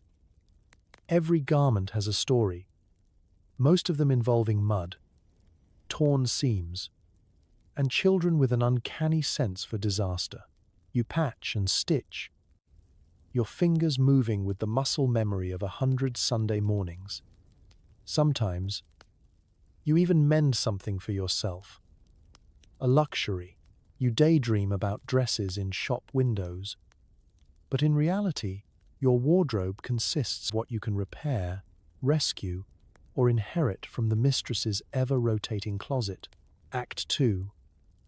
Letters home and the art of omission. After mending, you sit down to write home. The letter is a balancing act. Enough optimism to keep Mam's spirits up. Enough truth to let her know you're alive, but not so much that she worries. All is well here, Ma'am, you write, skimming lightly over the blisters and the late nights, focusing instead on small victories. The bread turned out soft. The child finally learned sums. The mistress only scolded you twice this week. You tuck in a pressed clover or a scrap of lace, a tiny reminder of care across an ocean. Sometimes, the act of writing makes you feel lighter, like sending your worries to sea in a bottle. Act 3. A taste of the outside world. By noon, you've done as much mending and letter writing as humanly possible, and you escape the house, clutching your hard-earned freedom. The city outside is a roaring symphony, streetcars rattling, vendors hawking, a breeze that tastes faintly of brine and bakery smoke. You might wander to the park, careful to avoid the benches where the local bachelors gather like pigeons, eyeing every passing maid with the subtlety of a marching band. Sometimes, you walk with friends from the old country, swapping gossip and tips for avoiding unwanted attention and finding the best spots for a cheap cup of tea. Your shoes pinch, and the sky is always a little too bright. But there's magic in the freedom, even if it's just for an afternoon. You watch children playing, women arm in arm, young men tipping hats, some charming, some decidedly not. You might buy a crust of bread or a tart if there's anything left from payday, and eat it in the sun, savoring the quiet moment of being just another girl in New York. You pretend not to notice the crumbs on your skirt or the man on the bench who looks like he might start a conversation about your lovely red hair. You move along. Safety, after all, is always a consideration, even on your day off. But just as you start to lose yourself in the city, the bells from the church ring out, a subtle reminder that the family will return soon. You hurry home, cheeks flushed from sun and stolen happiness, pockets empty, heart just a little bit fuller. As you let yourself back in through the side door, you return to your closet, your duties, your world. Maybe you managed an hour or two that was truly yours, or maybe the whole day was a series of errands for everyone but yourself. Either way, you tuck the memory away like a coin, proof that freedom, no matter how fleeting, is worth savoring, even if it tastes a little like yesterday's bread. Your pay is pitiful, but your sense of obligation is titanic. You queue up at the telegraph office, carefully wrap your coins, and send them back to keep your little brother in shoes and your mother in prayers. Let's set the mood. It's your one free evening of the month, and instead of lounging in the park or splurging on a scoop of vanilla ice cream, you're standing in line at the Western Union office. The queue snakes out the door, a procession of tired faces from a dozen countries, each clutching a battered envelope or a purse with more hope than actual coins inside. The man behind the window looks like he's been counting money since the dawn of time and is determined never to crack a smile. You clutch your precious coins, feeling both proud and a little heartsick. This, more than anything, is the invisible work of every immigrant maid. The actual job is backbreaking, scrubbing, washing, wrangling children and stains. But it's nothing compared to the weight of knowing there's a family depending on you an ocean away. Your wages, already whittled down by deductions for lamp oil, chipped saucers, and misplaced handkerchiefs, shrink even further as you set aside the largest share for home. Shoes for your brother, medicine for your grandmother, a bit for mom to keep the roof patched and the kettle on. It's a strange kind of arithmetic, subtracting your own needs so others can survive. That new pair of gloves you eyed in the shop window? Not this month. The trip to the music hall with your friend Bridget? Maybe next spring. Even the smallest luxuries, a ribbon for your hair, a sweet bun from the bakery, are measured against the memory of muddy boots back home. The sound of your mother's voice reading your letter by candlelight. Guilt, at times, is enormous. The sense that if you just worked harder, saved more, pinched tighter, you could solve every problem with a few more coins. Inside the telegraph office, the floorboards creak and the air is thick with the scent of ink and worry. Conversations float around you. Snatches of Italian, Polish, Yiddish, Gaelic, each voice with its own stories of sacrifice and hope. Some are here for the first time, learning how to fill out the transfer slip. Others are veterans, knowing exactly how much to send and how to stretch what's left. You find comfort in this chorus of longing, proof that you're not alone, even as you do the loneliest thing in the world. When your turn comes, you press your coins through the window, heart pounding. The clerk counts them, scribbles in a ledger, and hands you a flimsy receipt. You sign your name, sometimes your real one, sometimes the Americanized version the Ellis Island officer gifted you, and pray that the money arrives safely, that the postman finds your family before the rent collector does. On the walk home, you let yourself imagine their faces. Your little brother racing down the lane, new boots thudding in the mud. Your mother, eyes shining with pride and relief. For a moment, you let yourself feel lighter. You did something real. You made a difference. Of course, practicality returns before you even reach your street. There's still soap to buy, rent to pay, the endless string of little emergencies and unexpected expenses that come with life in a city that seems designed to squeeze every penny from your pocket. Sometimes you resent it, the sacrifice, the constant calculation. Other times, you remember how lucky you are to have something to send, however small. Back in your room, you tuck the receipt into a battered envelope with your letters home. Sometimes you add a pressed clover, a snippet of ribbon, a prayer on a torn scrap of paper. You may not have much, but you have hope. A currency that, while not redeemable at Western Union, is somehow more valuable than all the dollars in the world. So you keep sending money home, month after month, quietly heroic, quietly homesick. The queue at Western Union never gets shorter, the sacrifice never gets easier, but you do it anyway. Because love, after all, is a debt you never finish paying. Gossip is the only thing that travels faster than typhoid. You hear about someone who married a policeman. You consider it for 5 seconds. Then remember you haven't had a real conversation with a man since landing in America. Let's pull back the curtain on your social life, such as it is. Between dawn shifts and back-breaking chores, you'd think there'd be no time for drama. But in reality, the world of Irish maids is a swirling soup of rumours, whispered hopes, and the occasional scandal that keeps everyone both entertained and on their toes. Word travels through tenement hallways and over shared laundry lines, picking up speed with every telling, growing more colourful with each retelling, like a game of telephone, but with more suspicion and better hair advice.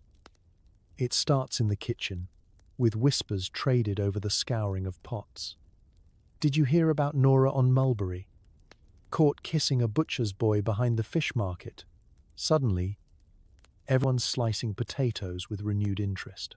A week later, the butcher's boy is yesterday's news, replaced by the even juicier story of a girl who found her way into the good graces and the guest room of a wealthy widow uptown. Was it her cleaning skills? Or her ability to charm with an accent thicker than pea soup? No one knows.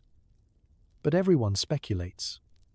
Romance, of course, is the star of most rumours. There's endless talk of courtships that never quite materialise. Maids and delivery boys making eyes over baskets of bread. Secret meetings in crowded parks, or long walks after church on Sundays. There's always someone who claims to know someone who's secretly engaged. You pretend not to care, but even you can't help listening a little closer when the talk turns to love. A policeman marries a maid and suddenly, the whole block is abuzz. Is he handsome? Does he drink? Is she the lucky one? Or is she simply doomed to wash uniforms instead of table linens? You might daydream about romance yourself, just for a minute, between scrubbing floors and setting tables. But real conversation with men is as rare as an actual day off. Most days, your social circle is strictly female. Fellow maids from every county in Ireland, a few Germans with a love of strong coffee, and one indomitable Italian who insists on teaching everyone to make perfect pasta. Rivalries form as easily as friendships. There's always one girl who's the fastest with the iron, the best at mending, or rumoured to have caught the eye of the master's eldest son. You can't help but compare. Her hair is shinier, her hands are smoother, her apron always just a touch whiter. Of course, rivalry is rarely mean-spirited, at least not for long. Most days, the competition is just for fun, or a way to keep spirits up when the chores drag on and the hours feel endless. Still, when the gossip turns your way, it can sting.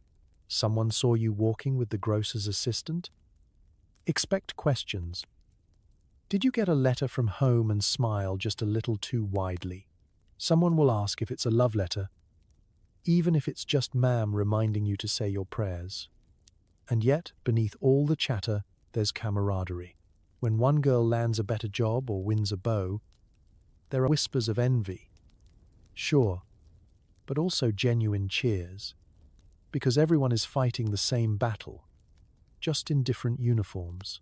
It's the gossip and laughter, the shared secrets and sly winks that make the days bearable and the nights less lonely. The kitchen might be full of potato peels and dishwater, but it's also where friendships simmer, alliances form, and dreams are whispered. Over mugs of weak tea, romance, rivalry, rumour. They all help you remember there's more to life than scrubbing and saving. Maybe you will marry a policeman, or maybe you'll just get a real conversation with someone, anyone, who doesn't expect you to do the dishes afterward. Either way, it's hope and human connection that keep you coming back to the crowded, chattering heart of the maid's world. And as you pass on the latest juicy tidbit, you know that tomorrow you'll have a brand new story to share. You thought you'd missed the green hills of Ireland, but but mostly you just miss not being cold all the time. Snow in New York is beautiful until it mixes with horse manure. Let's get honest. Homesickness isn't just a feeling, it's a permanent background hum, like a song stuck in your head that gets louder every time you catch a whiff of someone baking soda bread or hear a voice calling out a name you haven't heard since your last ferry out of Cork. You thought you'd pine for the rolling green fields and endless drizzle, the sound of your father's boots on the flagstones, or the way your mother could silence a room with a single look. And yes, you do. But what you didn't expect was how much you'd miss the little things. The taste of good butter, the sight of chickens pecking in the yard, falling asleep to the steady rhythm of rain on a leaky roof instead of the city's endless symphony of honking, shouting, and streetcars screeching round the bend. New York weather is an education in disappointment.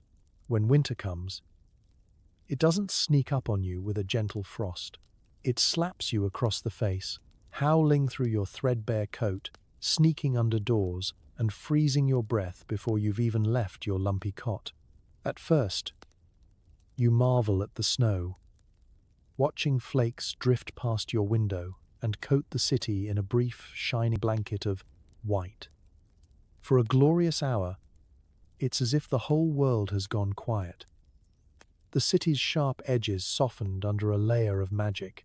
Then reality returns. Snowplows, if they exist at all, are mostly wishful thinking. And within a day the streets are full of slush, the color of weak tea, laced with horse droppings and the unidentifiable ooze of urban optimism melting away. Your boots, never designed for snow, soak through by breakfast. The wet seeps into your bones, and no amount of tea or extra sock can coax out the chill. You remember huddling by the fire at home, the room filled with laughter and the sharp, comforting scent of peat smoke. In New York, you huddle near a sputtering stove in the kitchen, surrounded by clattering pots and the faint but ever-present aroma of boiled onions. You discover that you even miss the rain. Real rain. Irish rain.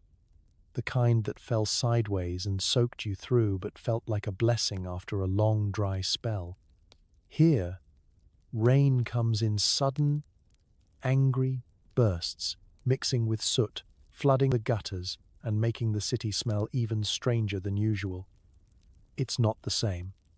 The sound on the rooftops is wrong, the air heavy with something foreign, and for a moment you close your eyes and pretend you're back in the old country. Homesickness is tricky. It sneaks up in odd moments, peeling potatoes, folding laundry, or hearing a snatch of a familiar tune hummed by another maid in the hallway. It shows up in your dreams, where everyone is still alive, the fields are green, and you wake up certain you can smell the Atlantic. You write letters home, editing out the worst parts, pretending everything is grand because you don't want your mother to worry. You read and reread her replies until the paper grows thin. But as the months pass, you start to find comfort in the new routine. You learn which bakery sells bread that's nearly as good as back home, where the market man will slip you a bruised apple for free, and which corner of the Badius Park catches the morning Sunday. You find friends, other girls with the same ache, the same stories, the same jokes about the food and the weather. You learn to laugh at the absurdity of it all, because if you didn't, you'd never stop crying. So yes, you miss Ireland, its hills, its rain, its warmth. You hate the snow, and sometimes you hate the city for being so big and so indifferent. But you endure, and little by little, the homesickness becomes a badge of honor. You carry Ireland with you, stitched into every memory, every laugh, every stubborn, hopeful plan for the future. And as you trudge through the dirty snow, you remind yourself you're not alone. Every step you take, cold feet and all, is another chapter in your own story. One that started in Ireland, but is being written right here, in the wild, slushy heart of New York. You serve tea to people with names like Mrs. Vanderbilty and try not to laugh when they talk about slumming it downtown. You are invisible until someone needs to blame you for the missing biscuits. Let's open the parlor doors and usher you into a world of clinking china, tight-lipped smiles, and judgment so thick you could spread it on toast. The lady of the house loves to entertain, and as her maid, you get a front-row seat to the great pageant of high society, a parade of wealthy matrons, their hats piled high with feathers, pearls gleaming like judgmental eyes, and opinions sharper than the good silver you just spent an hour polishing.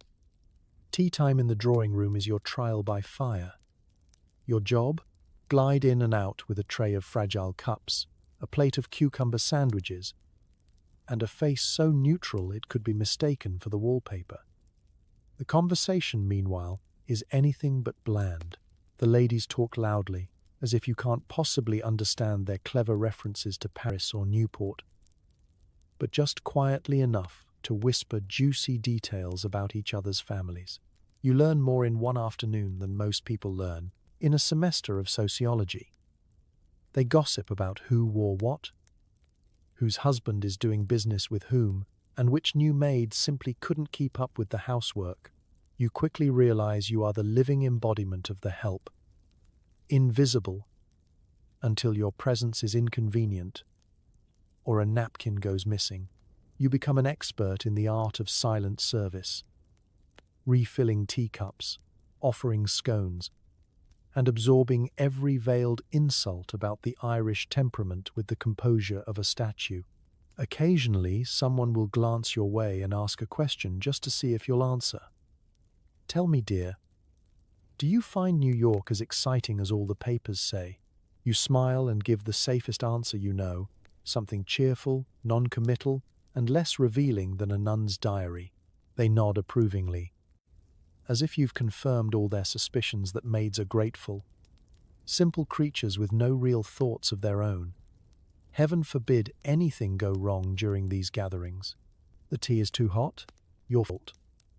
The sandwiches are too thin? Definitely your fault. The family dog howls at the wrong moment, or someone discovers that the sugar bowl is missing its matching tongs. All eyes turn to you. Didn't we have another pair of tongs? Someone asks, voice full of suspicion, as if you've hidden them in your apron for a midnight snack. You apologize, promise to look, and make a mental note to never, ever actually eat a biscuit in this house. But high society isn't all sharp edges. Every now and then you catch a wink or a kind word from another servant, a silent exchange of solidarity from the butler or the scullery maid who knows exactly how absurd it all is. Sometimes you overhear a guest admit she'd trade all the parlor gossip for an afternoon of real conversation and a walk in the park without a corset. In those moments, you realize that everyone is performing. Not just you, their stage just happens to be more lavishly decorated. The best survival skill?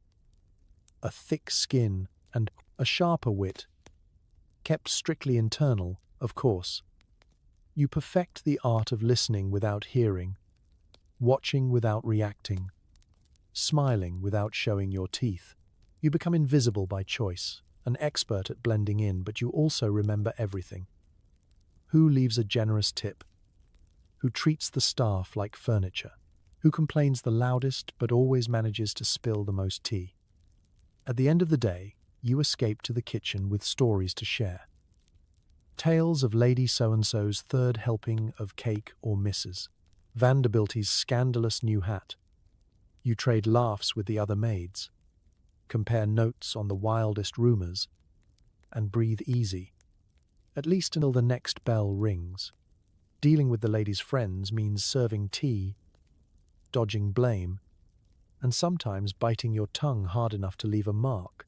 But you learn, you adapt, and you always, always know where the biscuits really went. Hint: the family dog is the true culprit, but you're not about to ruin his reputation in high society.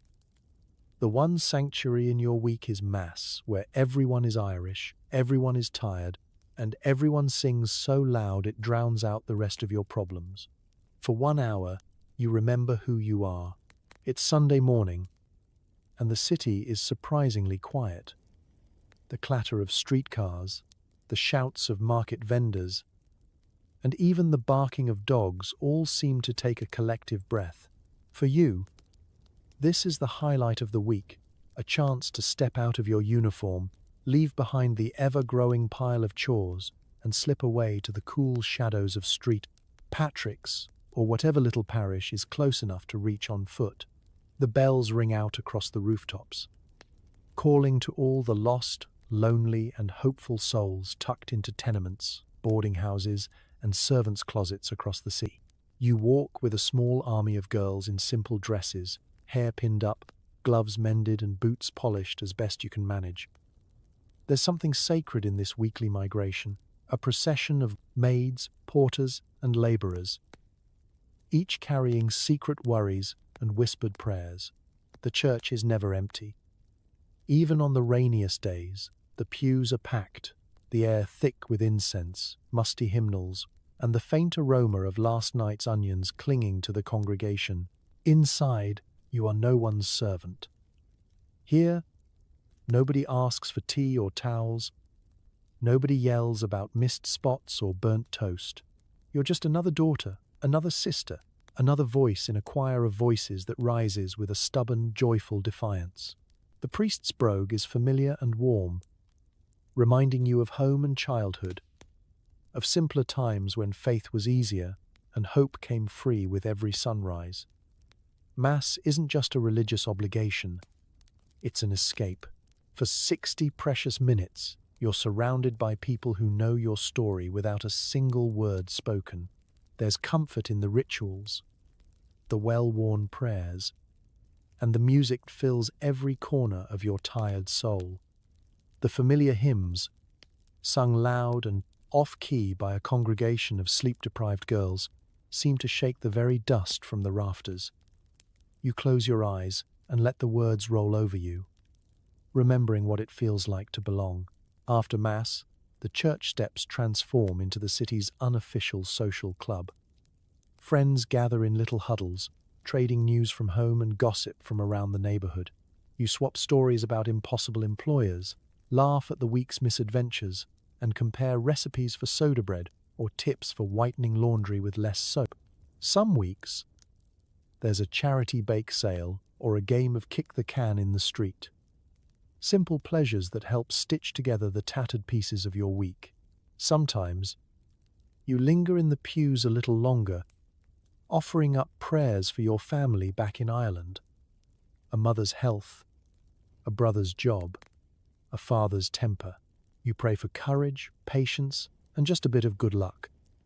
And sometimes, you just sit in the silence, letting the hush settle in your pace, bones, holding on to the feeling of peace as long as you can.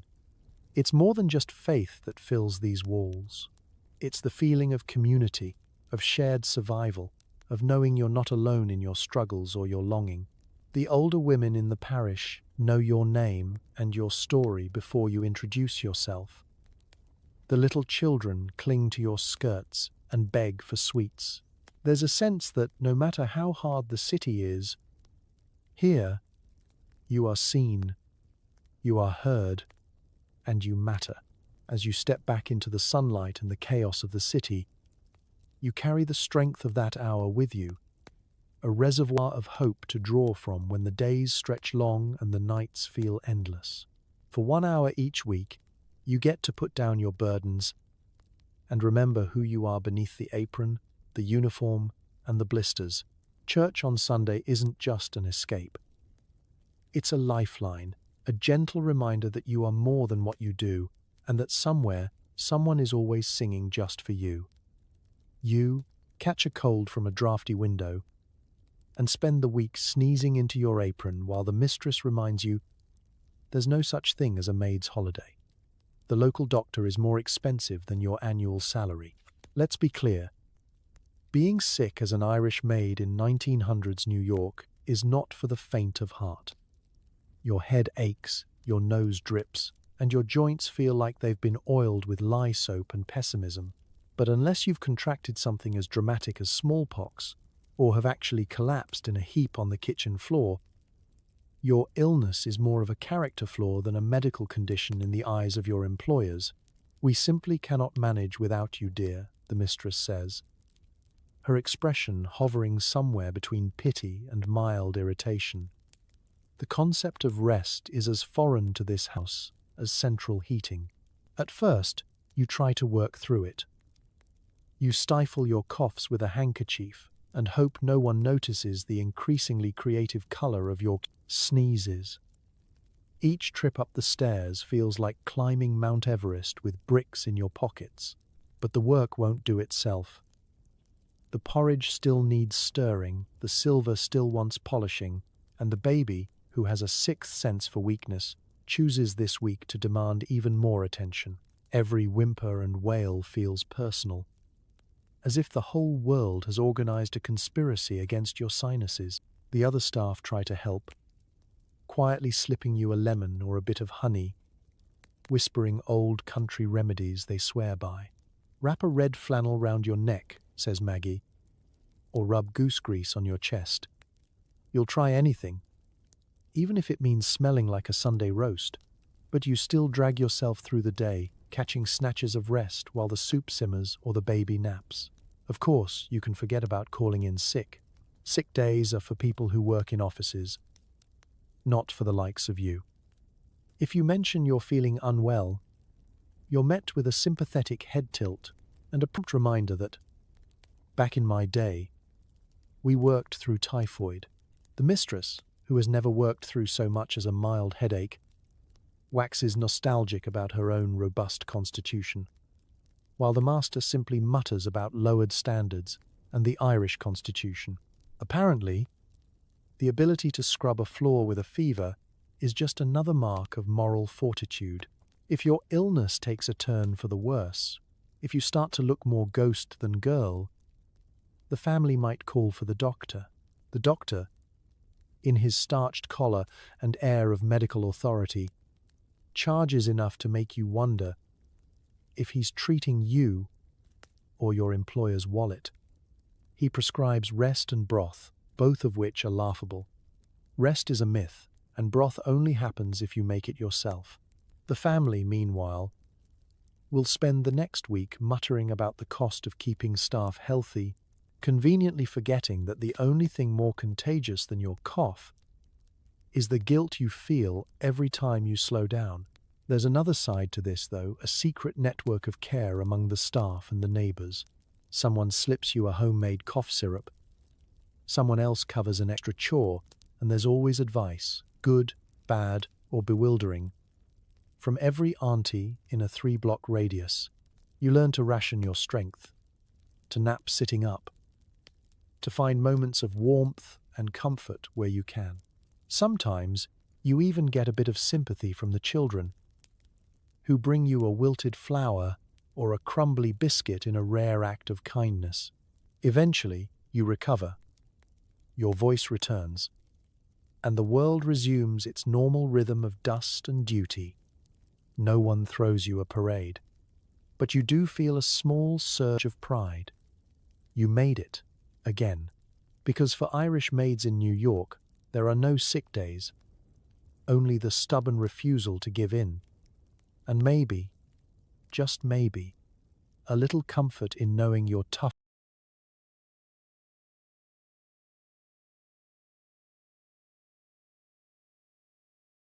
than the city that never sleeps. Life as a maid is risky. Between open flames, bad wiring, and the city's legendary rats, you've started sleeping with one eye open. Bedbugs are your constant, scratchy companions. Let's take inventory of your daily anxieties, shall we? If the long hours, impossible expectations, and soul-crushing homesickness weren't enough, you also get to share your life with an ever-present cast of hazards that seem ripped from a Gothic novel, minus the romance, plus a lot more vermin. Every night, as you squeeze yourself into your cot, you run through a mental checklist. Are the embers in the stove out? Did the oil lamp get blown out? Is there a mouse in your shoe? Is the scratching you hear just your imagination, or the beginning of a minor plague? First, the ever-present threat of fire. New York's buildings are packed tighter than a Sunday church pew, and everything, from the curtains to the mattresses to your own woolen nightdress, might as well be kindling. Stoves spit sparks, matches break and fly, and sometimes a lamp, knocked over by a stray elbow or a curious cat, becomes the opening act of neighborhood catastrophe. You quickly learn to move through the house like a ghost, tiptoeing around anything flammable and developing a sixth sense for the scent of singed wool. There's no fire brigade that arrives in time, only neighbors with buckets and shouts and a lot of panic. Bad wiring is another delightful modern invention. Some homes, eager to embrace progress, have electrical wires so ancient and unreliable they'd make Frankenstein nervous. Switches spark, sockets hiss. And every time you plug in the iron, you say a quick prayer that you won't be electrocuted into next week. The family takes the miracle of light for granted. You, meanwhile, take every opportunity to unplug anything not nailed down before bed. And then,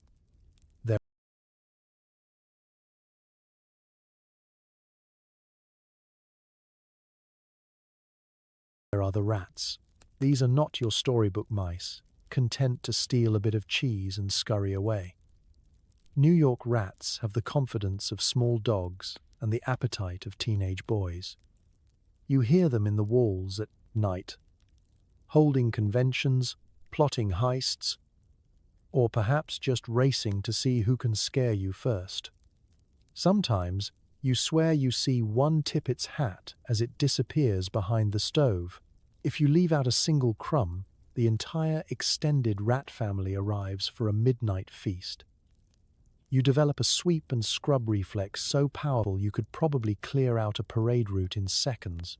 But if the rats are bold, the bedbugs are relentless.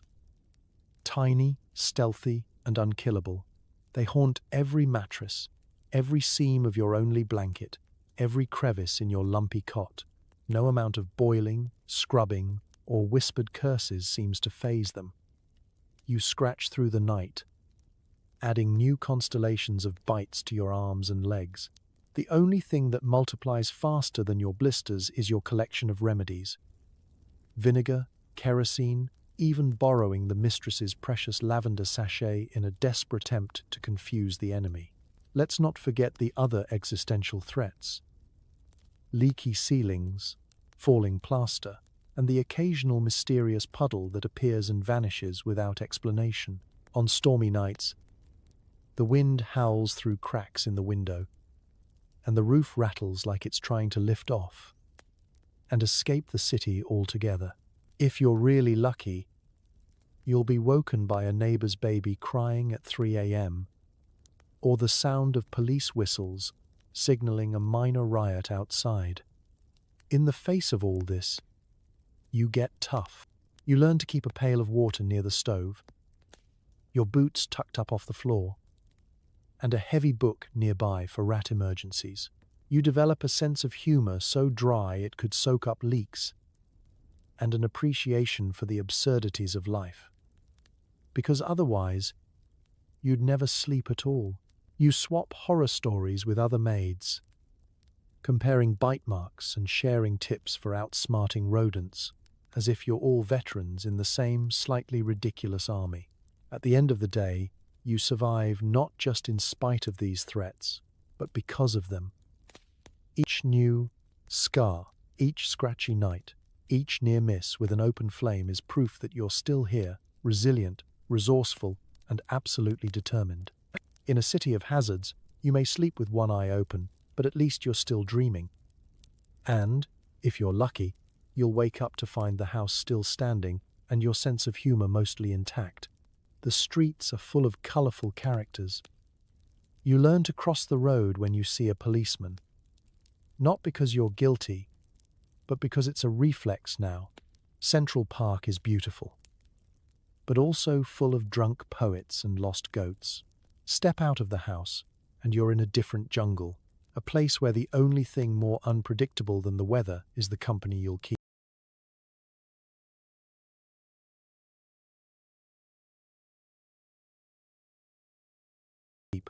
The city is bursting with all sorts: peddlers, musicians, preachers, pickpockets, flower sellers, and the ever-present swirl of children darting through crowds. You're on constant alert, the same way you'd watch for a loose cow back in Ireland. Except, here it's more likely to be a runaway fruit cart or a vendor launching bagels like frisbees. You clutch your coins and your dignity as you make your way to the market or to church, because a simple walk can feel like navigating an obstacle course designed by someone with a particularly dark sense of humor. Every block offers a new surprise: a preacher on a soapbox declaring the world's end, a man with a dancing monkey, or a trio of boys making a game out of seeing who can jump the highest off a stoop. Occasionally, you catch a glimpse of high society parading down Fifth Avenue, all silk and stiff collars, pretending they don't notice the beggar on the corner or the argument brewing in the alley. Policemen, in theory, are there to keep the peace. In reality, you learn the dance, look busy, keep your head down, and cross the street long before you're close enough for them to decide you're loitering. It's nothing personal. It's just that, as a young Irish maid, you're used to being on the wrong end of suspicion, even if all you're carrying is a loaf of bread and a bag of turnips. Stories make the rounds: maids accused of theft, of being in the wrong place at the wrong time, or just of being cheeky with the wrong person.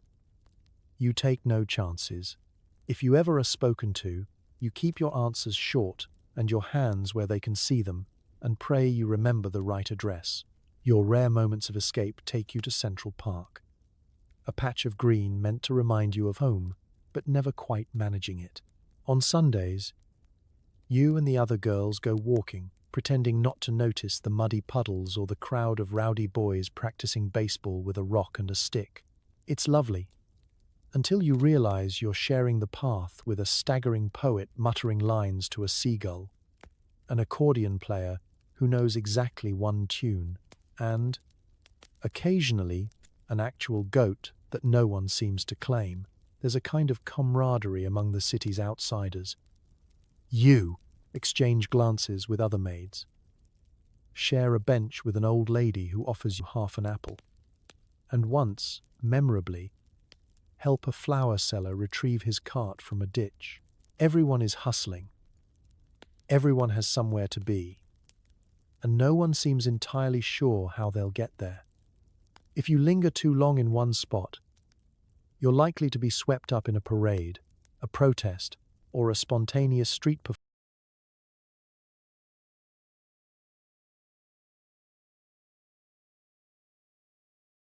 performance that leaves you clapping with the crowd and wondering how you'll explain your muddy shoes to the mistress. But not everything is charming. The city has a dark side. Men with too much time and not enough manners, who catcall from doorways or follow a few paces too close. You learn to keep to the main roads, to walk in groups when you can, and to carry your keys between your fingers, just in case. If you're harassed, you walk faster and hope for a friendly face or a well-timed trolley to jump onto. Despite the hazards, the city outdoors becomes its own strange kind of freedom. You see faces from a dozen countries, languages you don't understand, and, every now and then, a patch of grass or a clump of flowers that makes you smile. You learn to laugh at the oddities, roll your eyes at the petty crime, and, above all, keep moving. There's a whole world beyond the kitchen, messy and dangerous and dizzying, but it's yours to navigate, as long as you remember the cardinal rule. In New York, the sidewalk is for the bold, and survival means always looking both ways. Some girls sneak out to take night classes, hoping for a job that doesn't involve scrubbing chamber pots. You read books by candlelight and imagine a life where your hands don't smell like onions. Let's get honest about ambition. Even when you're knee-deep in soap suds and the air smells suspiciously like boiled cabbage, you dare to hope for more. The grind of scrubbing, sweeping, and serving is constant. But so is the quiet, insistent thrum of longing for something better. It's there. When you stare out the kitchen window, hands raw from lie, watching streetcars rumble past. It's in the back of your mind as you polish the silver, eyes drifting to the parlor bookshelf with its row of fat, important-looking volumes. Books, what a luxury! A whole world inside a battered cover, just waiting for someone with the time and clean hands to explore it. It starts with rumors. Maybe you overhear another maid whispering in the hallway. Mary's going to night school. Night school. The very words are electric, thrilling, terrifying, and maybe a little forbidden. You want to know more, but you're careful not to sound too eager. What's she studying, you ask, feigning nonchalance. Typing, comes the answer. Or bookkeeping, I think. She wants to be a secretary. Says her cousin's friend got a job in an office, and now she wears gloves to work. Gloves to work! Imagine a life so clean, so gentle. Your hands never again see a potato peel. Getting out to a night class is no simple task. You can't exactly ask the mistress for an early supper so you can go better yourself. Instead, you finish your chores at double speed, slip out the back door with your heart in your throat, and walk briskly through city streets lit by gas lamps and gossip. Maybe your employer doesn't approve. Or maybe you're just afraid she'll say yes and ask why you're not content with honest work. Either way, you move quickly, clutching your coins and your courage. The classroom is a revelation. Hard benches, flickering lamps, and a teacher who smells faintly of chalk and dreams. The other girls, Polish, German, Italian, Irish, share the same look. Tired, hopeful, determined. You learn the basics, reading, writing, arithmetic, maybe even a bit of shorthand if you're lucky. The lessons are difficult at first. Your hands cramp, your eyelids droop, and you worry you'll never keep up. But slowly, things start to click. Letters form words, numbers add up, and for the first time, in ages, your mind stretches further than the nearest mop bucket. Back at home, you hide your books under the cot or in a flour sack, reading by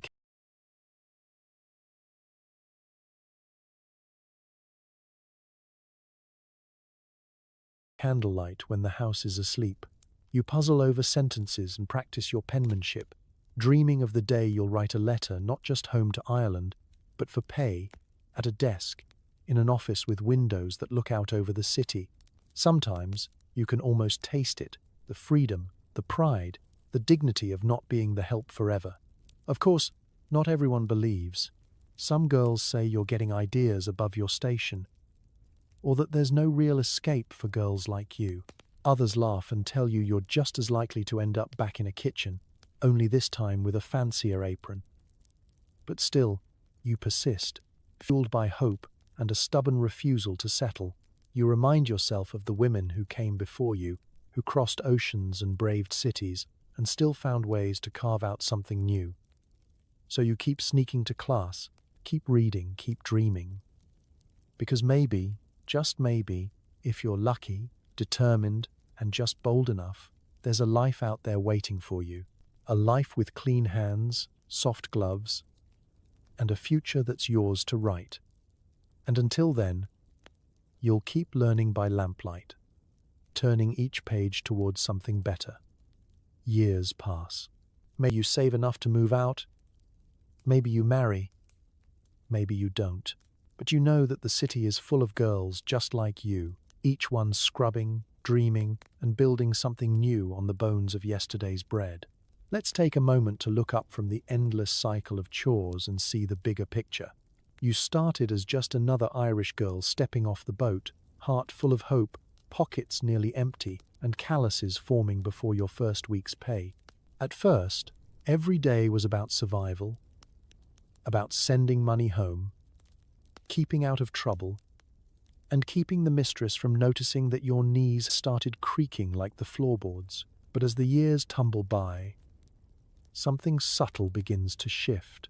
Maybe it's a new confidence, a softening of old scars, or simply the quiet pride that comes from enduring, adapting, and not just surviving, but slowly, stubbornly thriving.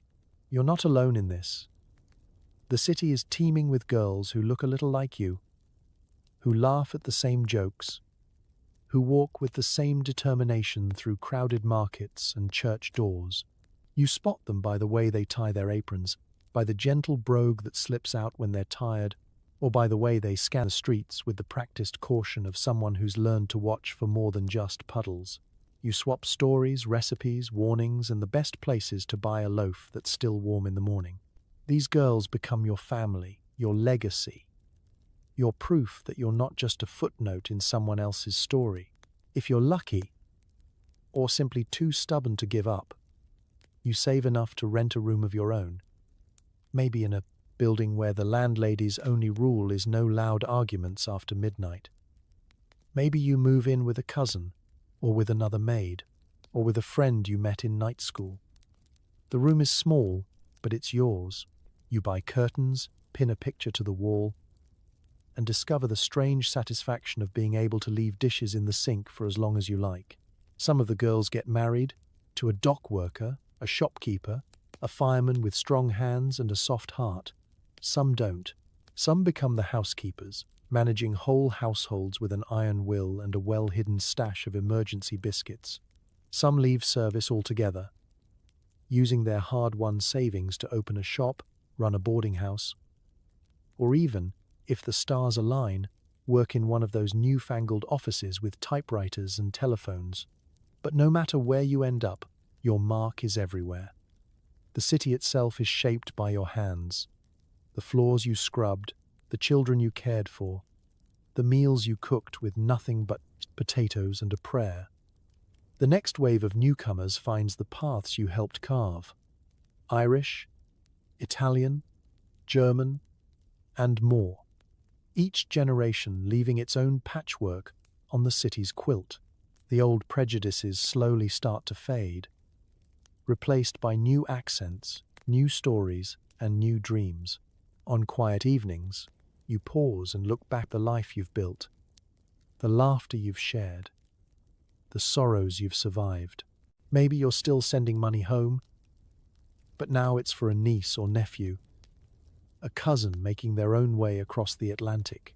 Maybe you take a younger girl under your wing, teaching her how to make soda bread, or reminding her that no matter what the lady of the house says, a broken plate isn't the end of the world. Your legacy is not in monuments or medals, but in everyday victories. In the letter from home that says we're proud of you, in the small circle of friends you trust, in the next generation who will never know the taste of true hunger or the sting of being just the help. You built something out of nothing, made a life in a place that never promised you anything, and, in doing so, helped build a city. So, as the years pass, you realize you are part of a living history, a story written in sweat, laughter, and 1,000 tiny acts of courage. And that, more than anything, is the true legacy of every Irish maid who ever called New York home. It's Saturday, which means it's time for your weekly bath. If you can call squatting a tin tub behind the kitchen stove a bath, you haul buckets of hot water, test the temperature with a toe and a prayer, and try not to think about who used the soap before you.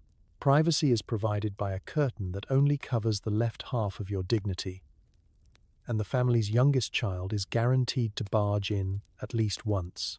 Let's set the mood. The kitchen is already thick with the smell of cabbage and coal by the time you declare it bath time. In some families, this means a leisurely soak in a marble tub with lavender salts and a slice of lemon for your water. In your world, it means wresting a battered tin tub from its hiding spot, scrubbing out last week's mysterious residue, and dragging it behind the stove, where at least the draft is bearable, and the heat can help unthaw your frozen toes. First, the ritual of water hauling. This is less a gentle fill and more a full-body workout. You scoop, you lift, you slosh boiling water from the kettle into the tub, then top it off with a dash of cold water. Too much, and you risk hypothermia. Too little, and you risk scald that will keep you limping all week. You swear you can feel your muscles growing with every trip, and by the time the tub is ready, your arms are as sore as if you'd spent the day arm wrestling with the master's bulldog. The moment arrives.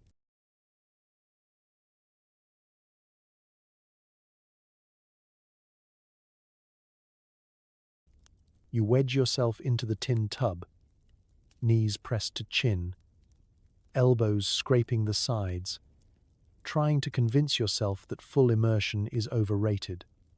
The soap is a communal brick, shared by the family, the other staff, and, as you sometimes suspect, the family dog. It squeaks alarmingly as you scrub, leaving you cleaner than before, but also oddly exfoliated in places you didn't mean to exfoliate. Privacy is a rare commodity. The bathroom curtain is little more than a tea towel strung on a bit of twine, flapping in the breeze and covering precisely nothing that actually needs covering. You learn to bathe with a sort of graceful haste, always listening for footsteps on the stairs, knowing that a knock, or worse, a sudden silence, means you've got about 3 seconds before the youngest child bursts in, full of questions about why you're so pink, or demands to use the chamber pot right now. And then the sharing. Bath water is not wasted in a household where every penny counts. After you're done, you might pass the tub to the next maid or the family's children, each taking their turn until the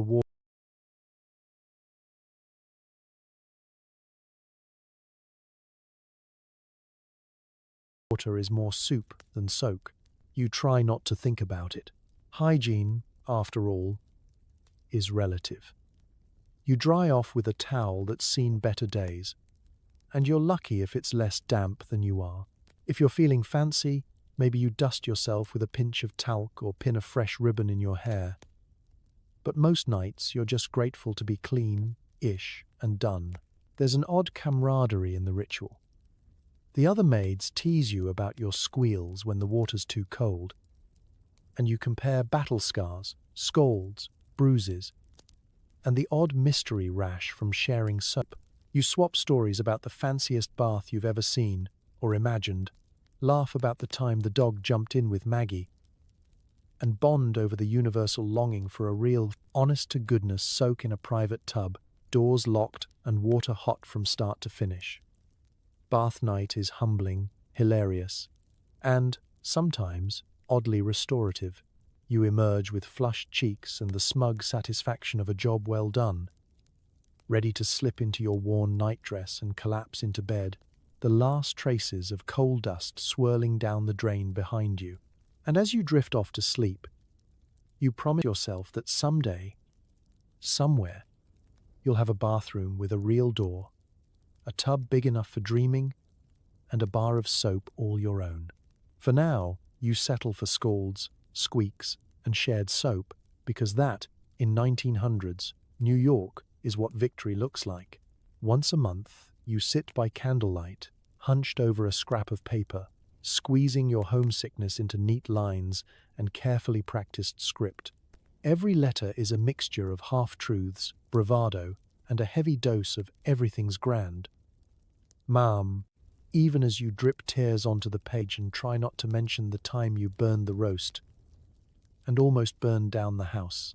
Let's step into the hush of your tiny room on letter night, when even the city's clamour seems to fade, leaving just the scratch of your pencil and the flicker of candlelight to keep you company. You save your best paper for this moment, one precious sheet, slightly creased from its journey across the Atlantic, and an envelope borrowed from last week's pay. Ink is rationed, your pen nib chews the page, and your thoughts stumble over themselves. desperate to travel home faster than any steamship. You begin with the pleasantries. The weather is always fine, even if you're writing with a shawl around your shoulders and rain dripping down the window. You tell Ma'am about your work, but not the hours or the blisters.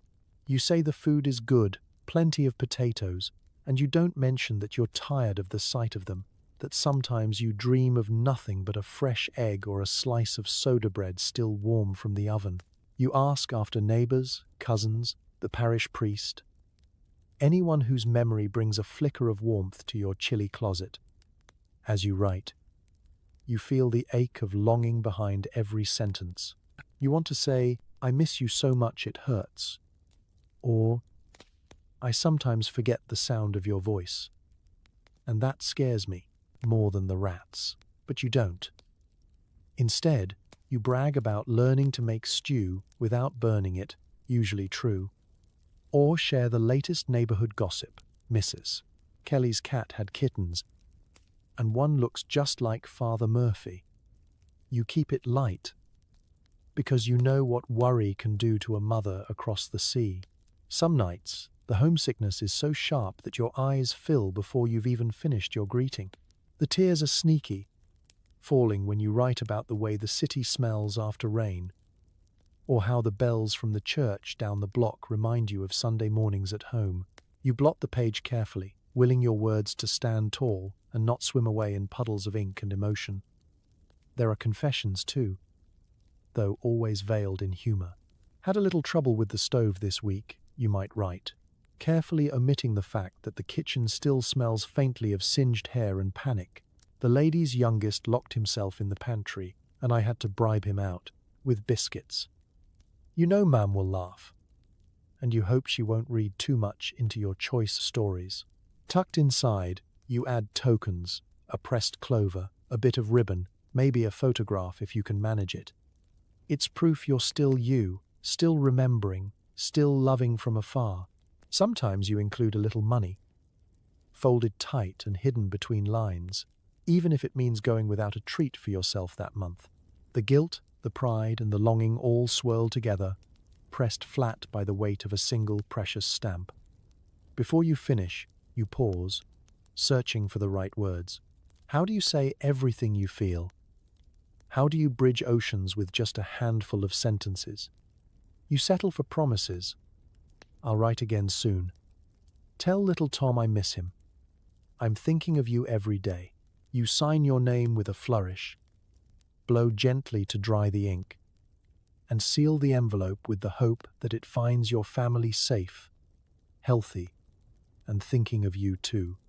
Letter written, you. Sit back and let the loneliness settle, just for a minute, before you tuck the note away for posting and climb into bed. In the quiet, you remember that this simple act, writing, hoping, loving across the miles, is its own kind of survival. The letters go out, the answers return, and so the lifeline between two worlds holds strong, written in hope, sealed with soggy tears. You learn quickly that New Yorkers have opinions, loud, inaccurate, and usually about you. Some folks assume you're an expert at drinking, fighting, or singing ballads about dead kings. Meanwhile, you're just trying to survive the grocery list and not trip over the family's taxidermied poodle. You nod, you smile, and occasionally you correct them, very politely, and only after they've paid you. Let's be honest. If there's one thing you never left behind on the boat, it's everyone else's ideas about what it means to be the Irish girl. The stereotypes hit you as soon as you open your mouth. The accent is a dead giveaway. "Ah, from Ireland, are you? My grandmother was Irish, you know," people say, as if this entitles them to ask whether you keep a shillelagh under your bed or have ever seen a leprechaun at a crossroads. You learn to answer with humour. "Only on Tuesdays," you say. Or "Sure, but only if the moon is full." Sarcasm sails straight over most heads, but it keeps you sane. You quickly realize that some people expect you to be half saint, half troublemaker, and possibly a little magical on the side. "You must have a fiery temper," they exclaim, usually after you've spent all morning biting your tongue through a customer's complaints. "I'll bet you can hold your liquor," says the shopkeeper, sliding an extra bottle your way for St. Patrick's Day. Little do they know, your idea of a wild night is getting to sleep before midnight with both your socks still matching. There's also the notion that you're born knowing how to fight, either with fists, words, or wooden spoons. Never mind that you've never so much as slapped a mosquito without apologizing to it first. The local butcher's boy tries to impress you with stories of Irish rebels, and you let him because it's easier than explaining that the only uprising you've ever led was a revolt against boiled turnips. Of course, music is another minefield. Any room with more than 3 Irish people becomes a potential concert in the eyes of Americans. "Sing us a ballad," someone inevitably pleads, thrusting you into the spotlight. You give them the first verse of Danny Boy. Or, if you're feeling cheeky, a few lines of the rocky road to Dublin, and they melt with nostalgia for a country they've only ever seen on postcards. The truth is, you can carry a tune well enough to lull a crying baby, but you'd rather save your voice for prayers and arguments. Sometimes, the stereotypes turn sour. There are whispers about Irish maids being unreliable, troublemakers, or fond of the drink. Employers check the silver before you leave a room, and the neighbors watch you cross the street with the suspicion usually reserved for stray dogs and politicians. You work twice as hard to prove yourself, keeping your head down and your voice soft, until the day the mistress complains that you lack the Irish spirit, and you want to ask if that's the same as the one she keeps in her sherry decanter. But even as you roll your eyes at these assumptions, you find moments to reclaim them, turn them on their heads, and laugh. Yes, you'll sing a ballad if it means getting through another miserable Monday. Yes, you have a fiery spirit, but it's mostly reserved for cleaning stubborn stains and defending your portion of stew. And yes, you'll celebrate St. Patrick's Day with everyone else, even if it's just an excuse for a bit of colour and laughter in a city that forgets to look up from its own shoes. In the end, the real magic is in how you take those tired old stereotypes and make them your own, filling them with kindness, patience, and a stubborn refusal to be boxed in by anyone's imagination but your own. You become more than the Irish maid.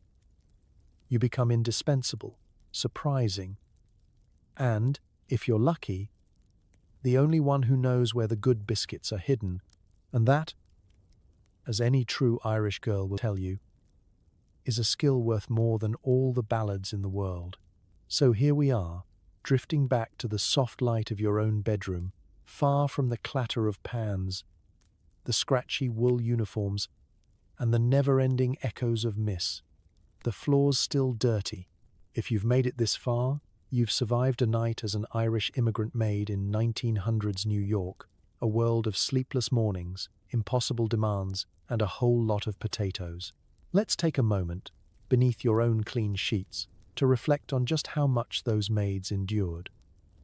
Scrubbing floors with hands already raw, fighting homesickness with every penny sent home, and facing down generations of snooty stares with a level of sarcastic humor that honestly deserves its own monument in Central Park. They built a new life in a city that never slept.